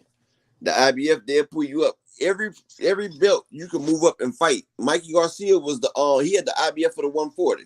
He came up and fought Earl Spence at 147 for his IBF belt. Yeah, but he wasn't mandated though, right? I thought it was just Mikey said something. He was the Earl's mandatory when he activated it moving up, brother. I'm gonna have to do my research on that one. Yes, do your research, bro. Like when you move up the division, Okay, and BFTV got the video where you can see where they asked Bomac why they just didn't activate the IBF mandatory and fight Earl. And Bomac, out of his own mouth, said we took the easy route and went to Jeff Horn. Which is the WBO. Okay, but he could have IBF'd if he wanted Earl coming out the gate, bro. I mean, the last time Devin Haney about to fight Regis Prograde for the WBC mandatory, right? And see, and that's the thing, though. Is like you saying, the sanctioning bodies can put whoever they want to. Go ahead. Ray, what's the dude? Ray name? I forgot the boxer. Ray something that came up and beat Mark McSayal. He was the WBC champion. Came up and beat Mark McSayal. Then he just got beat. Ray. You know what I'm talking about, those 2 cents. Ray, Say what you say? What's that long boxer at 130? His name is Ray something. The one that beat Mark McSayal and then just got his ass whipped by Shacky Foster. He just lost to Shacky Foster, but you know he came up with the WBC and beat Mark McSayal and took Ray Vargas. Yeah, Ray Vargas. He came up with the WBC. So it ain't just the damn WBO. But Terrence Crawford, this is what you don't get, bro. Earl Spence asked Bob Arum 11 times in that meeting to fight Terrence Crawford, and they act like they didn't see it. But see, Terrence Crawford, he felt Earl Spence and sized him up while they was up there in that meeting. And Terrence Crawford knew what he had to do to fight Earl. And what he did, he sized up Earl. He seen what he was up against. And for the next 5 years, Terrence Crawford got himself in shape. He got himself brawling. He fought the fights that he needed to fight. I'm just keeping it real, bro. He fought the fights that he needed. Terrence Crawford got on them steroids. Whoa. Terrence Crawford been preparing for this Earl fight for 5 years, man. Whoa. Earl fighting everybody else. Terrence Crawford was single-mindedly focused on Earl. And he preserved his body and he got right, and then he was ready for Earl. When he was ready, he let him know. Thank you, Shua. I got it, baby. Ray Vargas. Oh, hey, let me ask you a question. Why is Victor Conte so accepted in the boxing world? You say what? Why is Victor Conte so accepted in the boxing world? I mean, he got a new thing called Snap. I mean, Bud ain't never tested positive for nothing, bro. I don't want to. No, I'm not. But I'm just saying, my first experience with Victor Conte was, I can't remember what Olympics it was, because like I said in one of my videos, I ran track my whole life. Hold on 1 second. Marion Jones. I read it from exactly. I read it from you, Shua. That's the fam. I read it from her. But Victor, he ruined my favorite track athlete for me. Who? Because Marion Jones. Oh, Marion Jones. And to see him pop up again in the boxing world, I don't understand how he getting away with this. How it's cool to be associated with this man. I mean, Victor Conte, he got the complexion for the connection. You feel what I'm saying? And he can't go nowhere near. He can't go nowhere near baseball, and he can't go nowhere near football. So he's taking boxing, and I believe there's a lot of scrutiny on him because Devin Haney been on snack for a long time, and Mikey Garcia was on snack, and Mikey Garcia he couldn't do nothing against Earl. And you see, Devin Haney ain't knocked a person down in about 10, 11 fights. Well, at least 90 rounds. You feel what I'm saying? Now, I ain't saying Bud, because Bud, I thought he was always a clean fighter, but I'm not saying Bud did or didn't do it. I just said I wouldn't just put that on him without no allegation, though. It's not that I'm putting it on him for real. I'm just saying, like, the guy literally, he makes steroids to beat tests. Like, that's what he does. Oh, it's proven. We talking about Duke, yeah, that's what he does. Duke Blue over here, John Kramer. Duke Blue Devils, John Kramer. I thought Victor Conte was using vitamins and minerals. You feel what I'm saying? Like, I thought he was just helping people. Like, I thought he was like a nutritionist. Like, Earl's nutritionist gives him vitamins. So why he can't touch boxing? Why he can't touch baseball? Why he can't be involved with track no more? Because why he running through all these sports? because he got caught with anabolic steroids. He was giving out anabolic steroids, like the real shit. He got caught messing with that shit, and was given a federal sentence behind that. You feel what I'm saying?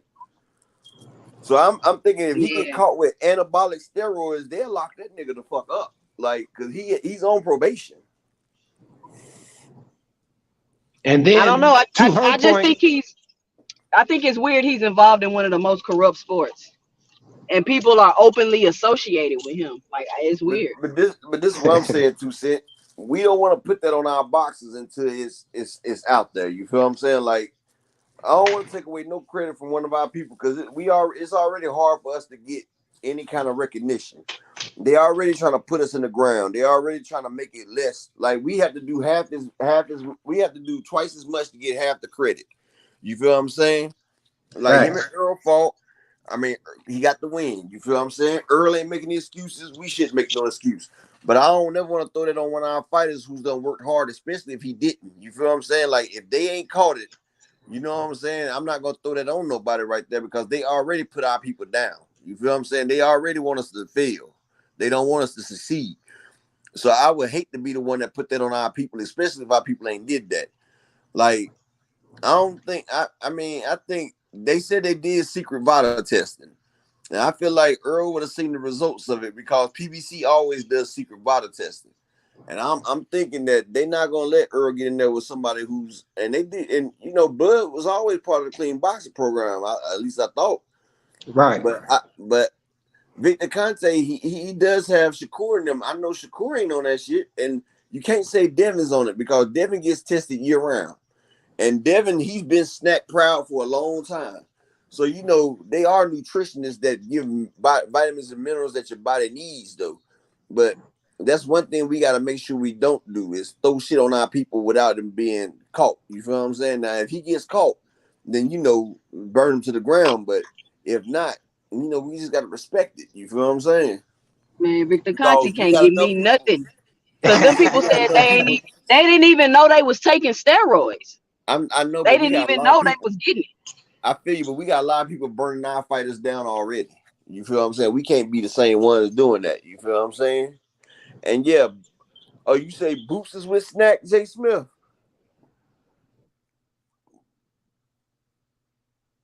I'm just asking the questions. No, I know Victor Conte some shit. I know he's full of shit. And I know he's a very corrupt person. But just because the motherfucker's corrupt, I'm not saying, you know, I'm not saying Bud fucking with it like that. I'm like, I did 10 years in the federal penitentiary, right? Maximum security. I was at they even sent me to Marion, Illinois, because I put an ice pick in a police officer at Beaumont, Texas, right? I had been there, police, you know, he fucked with me, and I said I wasn't gonna do 10 years like this. I shanked the police officer. They put me in Marion, Illinois in the smooth program, Supermax. I got to come out for 3 hours a week. Like every 72 hours, I come out in a dog kennel. They get me an hour. Damn. You feel what I'm saying? I couldn't get it. Yeah, they used to put my mail on a projector. I used to read it right there. I didn't get nothing in there. I ate bag lunches every day. You know what I'm saying? Until they turned Marion into an FCI. Then they sent me to U.S. Penitentiary, Lee County, Virginia, level 7 pen. And I came home from there. But one thing I learned in the pen, if you ain't got a person paperwork, you don't throw nothing on a person, that get you killed. Like if you say a person is a snitch, or if you say they did this or that, you better make sure you got paperwork to back it up. And see, I can't put that paperwork, I can't say nothing about Bud without that paperwork. I still keep it the same way I kept it in there. If you ain't got the proof or that paperwork, don't put it on it, because a person took you out behind that. You feel me? And see, if people carried like the way they carried out on the street, it'd be a lot less, you know, a lot less crime and stuff like that. People stay out the way and everything. But I ain't gonna lie. I think Victor Conte full of shit. And I think Anyway was juicing. Like the man complained about it and everything, then pushed it back. And I seen the way, you know, his head getting big. I ain't seen Bud head getting big. Like if you notice, that's one of the signs they can't hide. Look at Barry Bonds and that big ass head he got. You feel what I'm saying? Like, look at Pacquiao head. Look how anyway head is. I mean, you can't hear it. No, seriously, for real, they It head do get happens. big. Yeah, it messes Even with you your can look at a mind. lot of them NBA players, they head be getting big because they be Yeah, taking that it's the growth hormone. because the Hey, hormones speaking of the which, hormones affects your brain. Like it hey, can affects I your ask a brain question? and it swells it. It swells your brain up, and so your head gets a lot bigger. And so Bud still got a peanut head. You feel what I'm saying? His head ain't grew like that yet. Now, if I was seeing Bud head getting big, like look at NUA head. NUA head is I looked at past pictures. His head is getting bigger. And that's one of the main things that they can't stop right there is they can't stop the effects of your head getting bigger because you got more chemicals going in there, so your brain is swelling. But Hey, fam. Real quick, I just want to say the person who I thought had a big old head without no evidence of me saying that they did anything was Mikey Garcia, right? But also today, I heard Alicia popped. Did you hear anything about this? yeah, she I was heard taking that was a rumor testosterone. though. Now they say she was taking testosterone. I mean, they said she Man, was taking something to boost her testosterone. I just heard about it and I was looking for it. But I mean, So it's she is true or strong. not true? I don't know. I'm saying that's what they were saying. They were saying that she just got popped dirty for taking a testosterone. I'm gonna have to do my research on it. But yeah, we gotta get the paperwork, right? yeah, I gotta get that paperwork. I'm not gonna put it on her. I ain't gonna put it on her, even though she got a hell of a physique and she got some guns on her. Man, But I'm not gonna accuse her until I see it. Now, once I see it, then I'm gonna be like, okay, at least that's fucked up. Because people don't realize when you on that shit, you can really hurt somebody. Like your strength and your testosterone is boosted, and like your power and your rage is boosted too. Like that's why fighters don't like fighting people on that shit. Floyd a great fighter, but you see, he didn't want to mess with Pacquiao for that. Yeah. And he also and said then if Tank fight anyway, he got to get tested. Oh yeah, if he fights, that's why Inoue doesn't fight over here in America. And you see, Pacquiao didn't make nobody go to the Philippines to fight. See, Inoue wants to be a big star, but he doesn't fight in America. Everybody that's over there that wants to be a big star, they come to America to fight. You see, Loma does it. Because until you make a name over in America, you'll never be a big star. You never won't be. That's why AJ came to America to fight, because he wanted to be a big star over here. Because AJ did 100,000 seats at the O2 Arena, right? And that was on the $11,000 gate. Tyson Fury. What? An $11,000 gate? Yeah, that was on. $11 million gate. My bad. Oh, okay. I'm sorry. You know what I meant. But Tyson Fury and Wilder did 22,000 and had a $17 million gate. So in England the fights are a lot cheaper. You know what I'm saying? They be giving away Tyson Fury fights over there in England. His tickets and everything. His shits really don't sell out like that, but they pay-per-views ain't but like $10 to $15 as well. Hold on. hey, I just want to say something real quick. Hold on one second. Let me my invite bad. one to the stream. All right, there you go. What's up, A1? What's good with it, y'all? Now I'm D-Ray, go ahead and say what you're gonna say. I don't want you to lose track of mine where you was getting ready to cook on. I Yeah, go appreciate ahead. it, bro. Yeah, real quick, I just wanted to say, I never come onto YouTube to defend no Victor Conte, no Bob Arum, no suits. I was just here just to try to make sure, right, my little part of trying to get Bud the best deal he could and the fairest fight he could, right? Win, lose, or draw, as long as he got an opportunity and a chance, I was there for it. Because my thing has always been this. PBC or whoever, boxing, does commissions or whoever, trading in Texas for Omaha is a loss for them. You know what I'm saying? Because Texas, they know that they can put 50,000 seats in Cowboy Stadium for Earl, and Bud, we like 15,000. But so I just wanted to, but go ahead, bro. I just want to say though, I ain't no Bob Arum or Victor Conte apologist. I just wanted to put that out there. But go ahead. Oh yeah, you're right, Rick Timms. It was Wembley. I don't know why I said the O2. It was Wembley. It was versus Vladimir Klitschko, and they did 100,000. They sold out at 100,000 seats, $11 million gate. And you know the pay-per-view didn't really do that much, but that's why they come to the USA, because you know they can sell less and make more. What's going on, A1? Hello? My fault. I was fighting to get off mute. I had my phone in my pocket. No, man, I was just gonna say, salute to the panel and chat. Hey, I know, I already know, Upper, you already be rejecting that whole narrative of people trying to say Bud on steroids and all that. Everybody already know who I rock with and where I'm from with it, so I don't even need to explain that part. But I ain't gonna sit there and let let nobody get away with that, because it's just gonna take away from EJ, bro. It's like anytime you hear any slight to Bud and his performance, is literally taking a shot indirectly at EJ at the same time, bro. It's like I'm a fan. I'm a fan of boxing first, and then like boxers are second to me. So it was like for me, it was a hell of a performance, hell of a game plan. As I stated in the chat, bro, Bud and his team. I was more so saying his team. His team kept an eye on EJ for years, 5 years. and they would.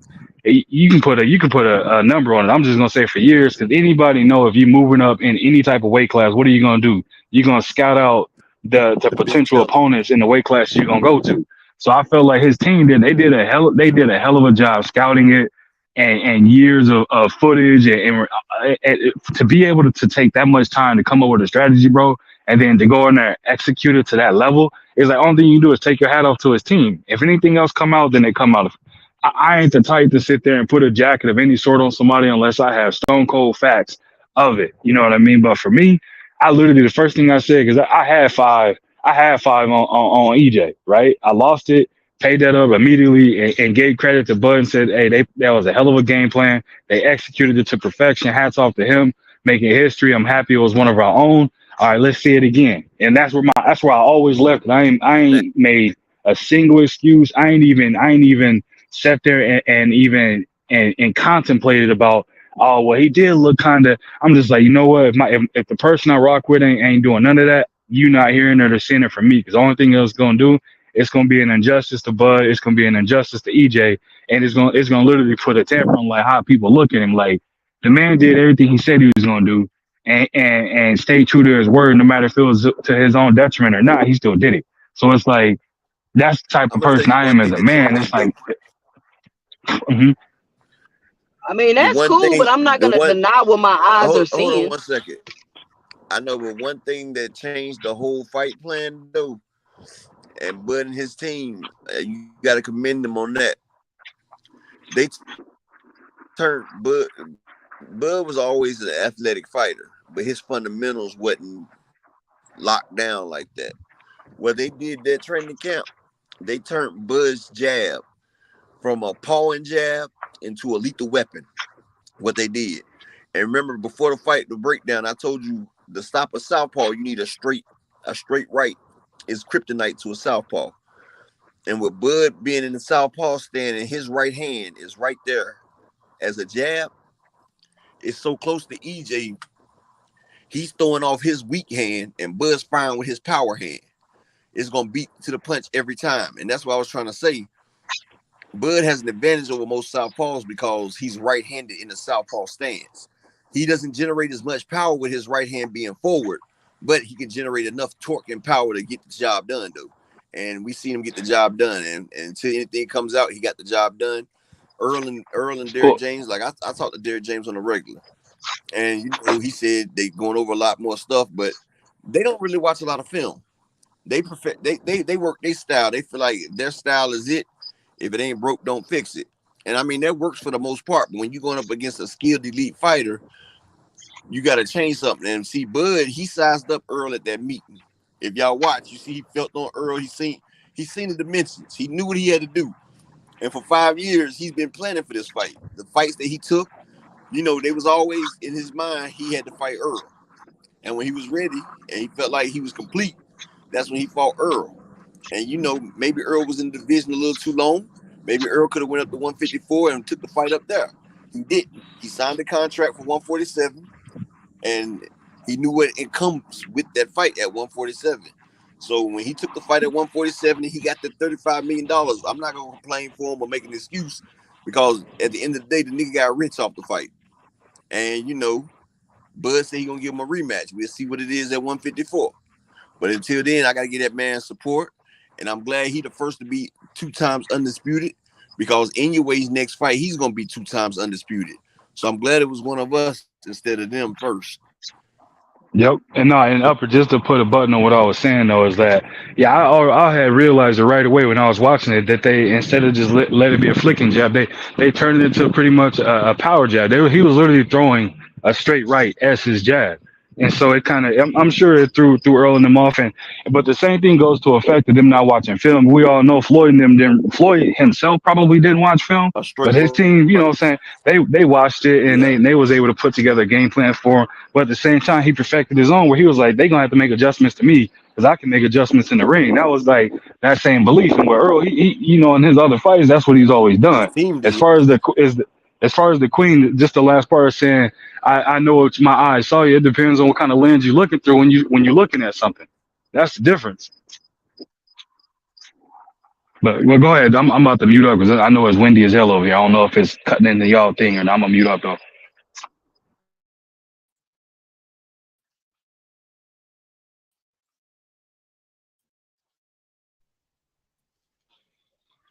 A1?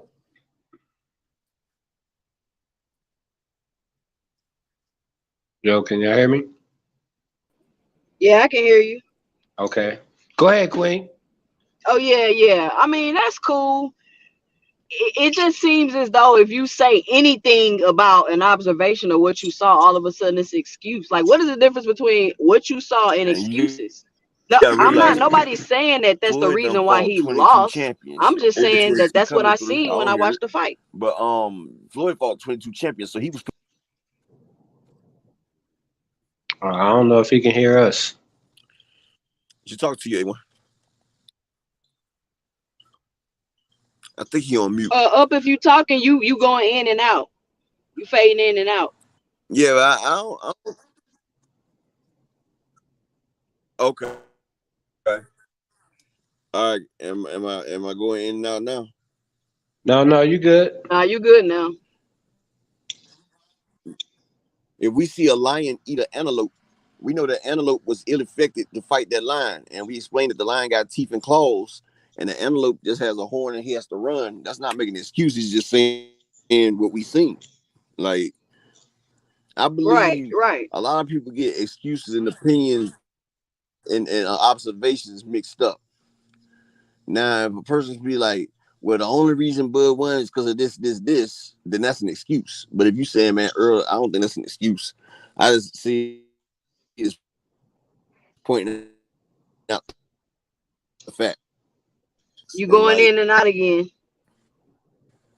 Earl, he didn't look this right, but I feel like this. You signed the contract. You got in the ring. So all right. But yeah, you signed the contract, you got in the ring. So I really can't say nothing about it. You know what I'm saying? Right. And you the defending champion. I ain't never heard people say before, when you're a defending champion, you know what I'm saying, you blaming the other person for challenging you for your championship. If this is just my opinion, if you're a champion at 147 and you don't think that that's going to be your best weight, or you can't beat the guy, why don't you just go up to 54? Bro, I said that 4 years. Hold on, I'm just saying, I said that 4 years ago, is I thought that he was down at the weight, you know what I'm saying, for whatever, you know, and then when it comes back to bite them, then people want to use that, you know. I mean, I'm just saying, it's one thing like if you're fighting Canelo and he weight drains you, or you fighting Tank and he dehydrates you. But when you are the champion, you are defending those belts. If you can't defend them, move up. That's only my point. Go ahead, though. I was just saying, I feel the same way, but once again, who he gonna make 30 M's with at 154? Who he gonna make 30, 40, 50 million with at 154? That's a great point. I can't argue with you on that. I as a fan, listen, as an Earl Spence fan, I feel two ways. But you can't. I mean, he signed the contract. He agreed. He probably thought he could overcome all that and still Well, win. But at you the know same something? time, it's no way he Right not finna get now, another $30 million fight. Who is he gonna move up to 154 with and make big money? He got options. Nobody. He can fight. He can fight Charlo. He can fight. Like, you got to think. EJ sells on his own. When he move up 154, he got options for look at them him to plan it situated now. for him to make that same type of bag. That, With like, it ain't who? it Now ain't they it got ain't the Earl end all saying be put all. stuff You saying together with now. who? He can move up, and they, even when they was offering a potential Canelo fight and they was entertaining that idea of it. It's like, there's options. I don't too much care what he make or what he can make. Cause like, I'm not making money off of his pockets, so I could care less about how much he can make. My thing is, I'm a fan of the sport itself, and boxer second. So for me, as long as he's making it back and he healthy, that's what I'm there for. I could care less about any of that. All I know is just fight for him at 154. Just fight for him if he want to move to 160 and wherever else he want to pursue. Boots could come out to 154, and that could be a mega matchup right there. You gotta remember, these people are still up and coming too. There's fights at that 147 and 154 for him. Earl Absolutely. But I want to fight say this though, real quick. I just want to say I've if he gained a lot more respect and admiration for EJ for just taking it like a true champion. I have a lot of respect for him. You know what I'm saying? Like for doing that, like since the fight, right? The post yeah, fight. because Earl's level I now. just Hold on appreciate one it. second, bro. What I was saying real quick, D-Ray, before you get going. Earl had a chance to fight. Um, he could have fought Canelo first on that contract, but he chose to bet on the M's on that fight. Right, but go ahead, bro. No, Go ahead and finish, D-Ray. no. I was just saying that I appreciated Earl showing great sportsmanship and not making any excuses. And it's just So, but other than that, bro, go ahead and and I'm listening, and I agree though that the best fight for them was for them to fight each other, and I agree also. I wasn't counting the pockets or what they gonna make, but I do want them to be able to retire comfortably and be able to take care of their family for generations. I think that that's the least that they could do. But I just, well, like I said, I just appreciated Earl not having any excuse from number one that came out to number 47 that came out. And it's people like Mel Charlo. I hope y'all don't get mad at me for a second, but I just want to say that's part of the reason why Bud wants to get at Mel Charlo, because yesterday, once again, he gonna throw shade and talk about the dude was dirty boxing, bro. That's not your fight, Mel. Your fight is with Canelo. You better worry about the dirty stuff Canelo gonna do to you. Go ahead, fam. Or I'll keep going. No, I'm just playing.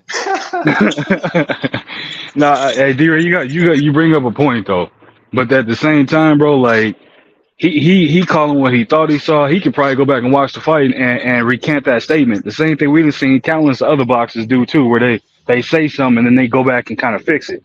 Like I said, for me, how EJ is as a person is how I am as a man too, bro. And that's how I roll with everything. I don't make no excuses.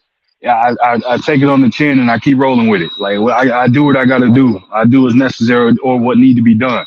So it's like, for me, that I expected no excuses. I expected him to say the better man won that night, and we're gonna have to, I'm gonna get it back in blood. That was my expectation. I got exactly what I expected. Everything else, it's not surprising, bro. You're gonna have fans on either side, you know what I'm saying, talking ish, whether it be some trying to make excuses for one or overly big enough the other, whatever the case may be. But it's like, when you're a fan of the sport, bro, you able to see past all that noise. Like, Hey, you can D-Ray. see past it easy. D-Ray, you accused Earl of taking steroids, bro. What? They said you was accusing Earl of taking PEDs.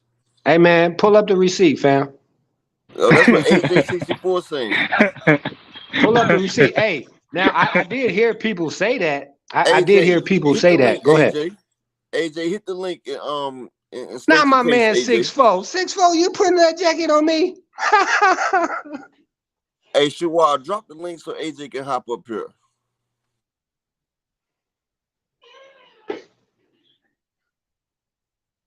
Yeah, my So, man AJ said he's seen it. I want to hear what AJ got to say because I'm like, I know D-Ray ain't put that jacket on Earl because we talking about them not putting on Bud, but they always keep trying to put on Earl, talking about his nipples and all that crap right there. That man Right has been now, in the clean boxing program since he been boxing.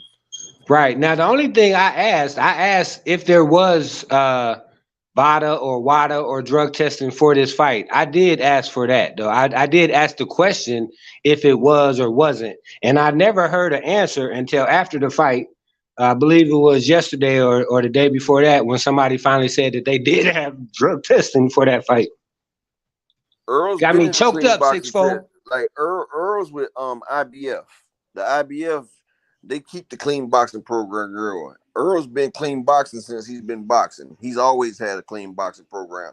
PBC, they runs that right there. They keep that going because they already know people gonna try to put that on Earl.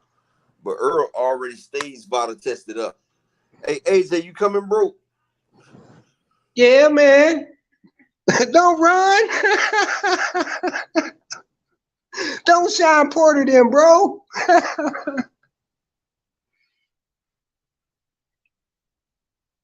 Nah, I think my guy AJ gonna come up here. He I gonna hope so. pick that up. Yeah, I want to get it clarified. I just want to be able to hear, and that's the thing, bro, is I'm not and that's the thing, right? Is because like you guys are saying, and leading up to the fight, I tried as best I could to resist on trying to throw shade at EJ. You know what I'm saying? Because like you're saying, I wanted the fight to be as big as possible. I didn't want them to say, "Oh man, well he said EJ can't do this anyway." You know what I'm saying? There's a lot of people that always every day it seemed like, "Oh, Bud is this or Bud is that." You know what I'm saying?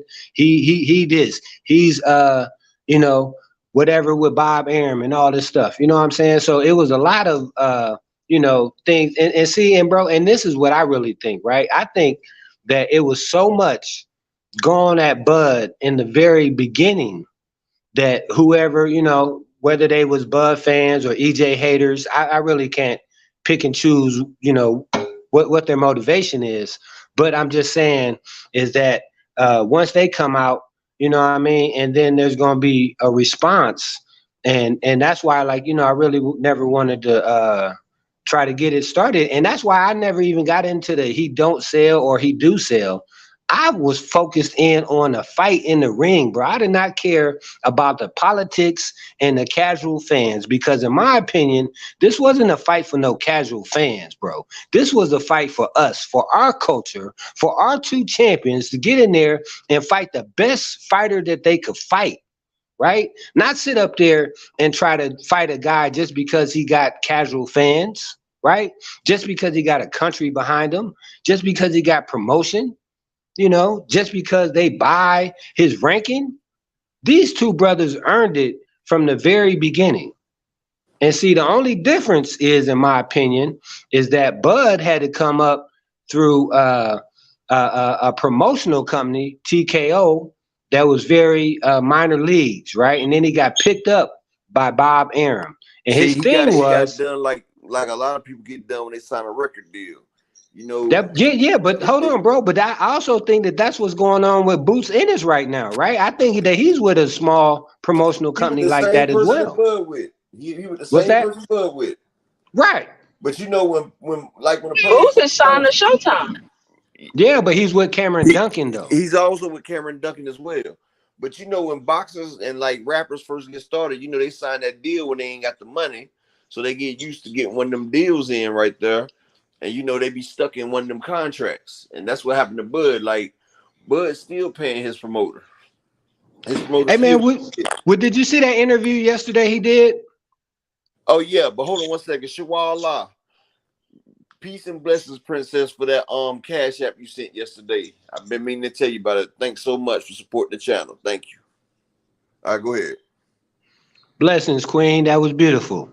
No, I was just saying because he was saying that a lot of them promoters will, you know, if they find a guy out the you know, struggling or whatever, you know, give him a $50,000 bonus and then have him tied in for 5 years, you know what I mean, and making all of the money off of them, you know. So the business of boxing is dirty, and until we able to actually get the suits out of boxing and be able to focus in on the fighters, bro, I just think it's gonna be the same way, you know. And that's why, like, getting this fight, bro, this was tiring, bro. I ain't got Look 5 at years. Oscar De La Hoya and Ryan Garcia. What's that?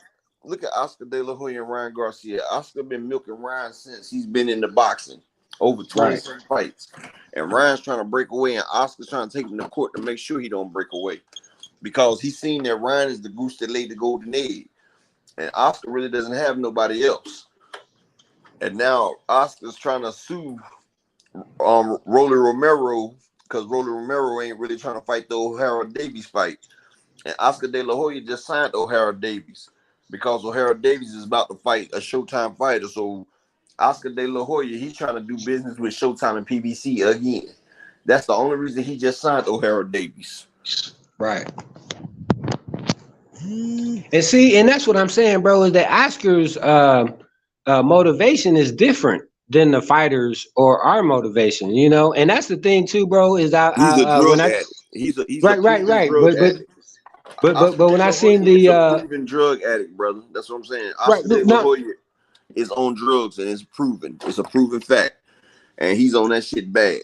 And that's how he lost all them fighters. Earl Spence and all them, Wilder, all them was signed to Golden Boy.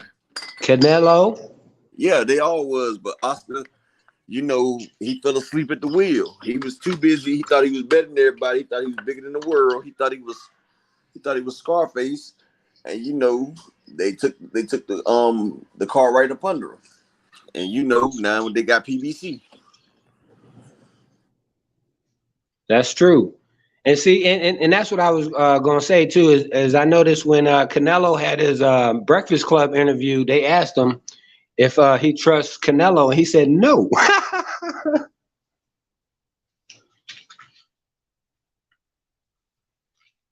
And you know, like with Bud, he don't necessarily, you know, it seemed like he tries to throw as less shade at Bob as possible. The only thing he really says is that Bob couldn't get him this Earl fight, so he had to, you know, go his own way. Nah, D-Ray, he throwing shade now from a perspective of doing it. He giving him like a professional slap out right now. When he was talking about his percentages and cuts he was getting for the fights, or how he was pretty much getting pennies on the dollar and stuff like that. He doing it now in a way where it's like, you didn't do ish for me in the past. I'm over here where I should have been, and they over here getting me this money already. You know, we all know they all hate Al Haymon for that reason. It's because they all feel that they overpaying the fighters, but in reality, these fighters is just betting on themselves and they getting the bag from it, and he hate it. They getting what they deserve. Like the promoters getting all that extra money and they ain't throwing out one punch. And I'm glad that these people, you know, they getting what they deserve instead of letting them get 10% and the damn promoters get 90%. And the promoters ain't the ones risking damn health and brain injury. But yeah, we've been on here for 2.5 hours, and my man Just Do on right now. You know, I don't like to step on my guys' time. I'll be back on like around 9 o'clock tonight. But everybody out hit that, smash that like button. I'll be back on at 9 o'clock. We can cook some more. We can keep this thing going. But I appreciate each and every one of y'all for coming here. A1, I'm gonna hit you up as soon as I get off of here. But peace and blessings to all in the chat. Y'all know how we like to end it. Go ahead and y'all know how we about to do it. Thank you. Everybody subscribe, like, and share on all the platforms, man. I hope we can do it again, bro. Thank you. Just come back at 9, bro. All right, yeah, because I got to ask A1, is that Wimbyama any good, man? I'm gone, bro. All right.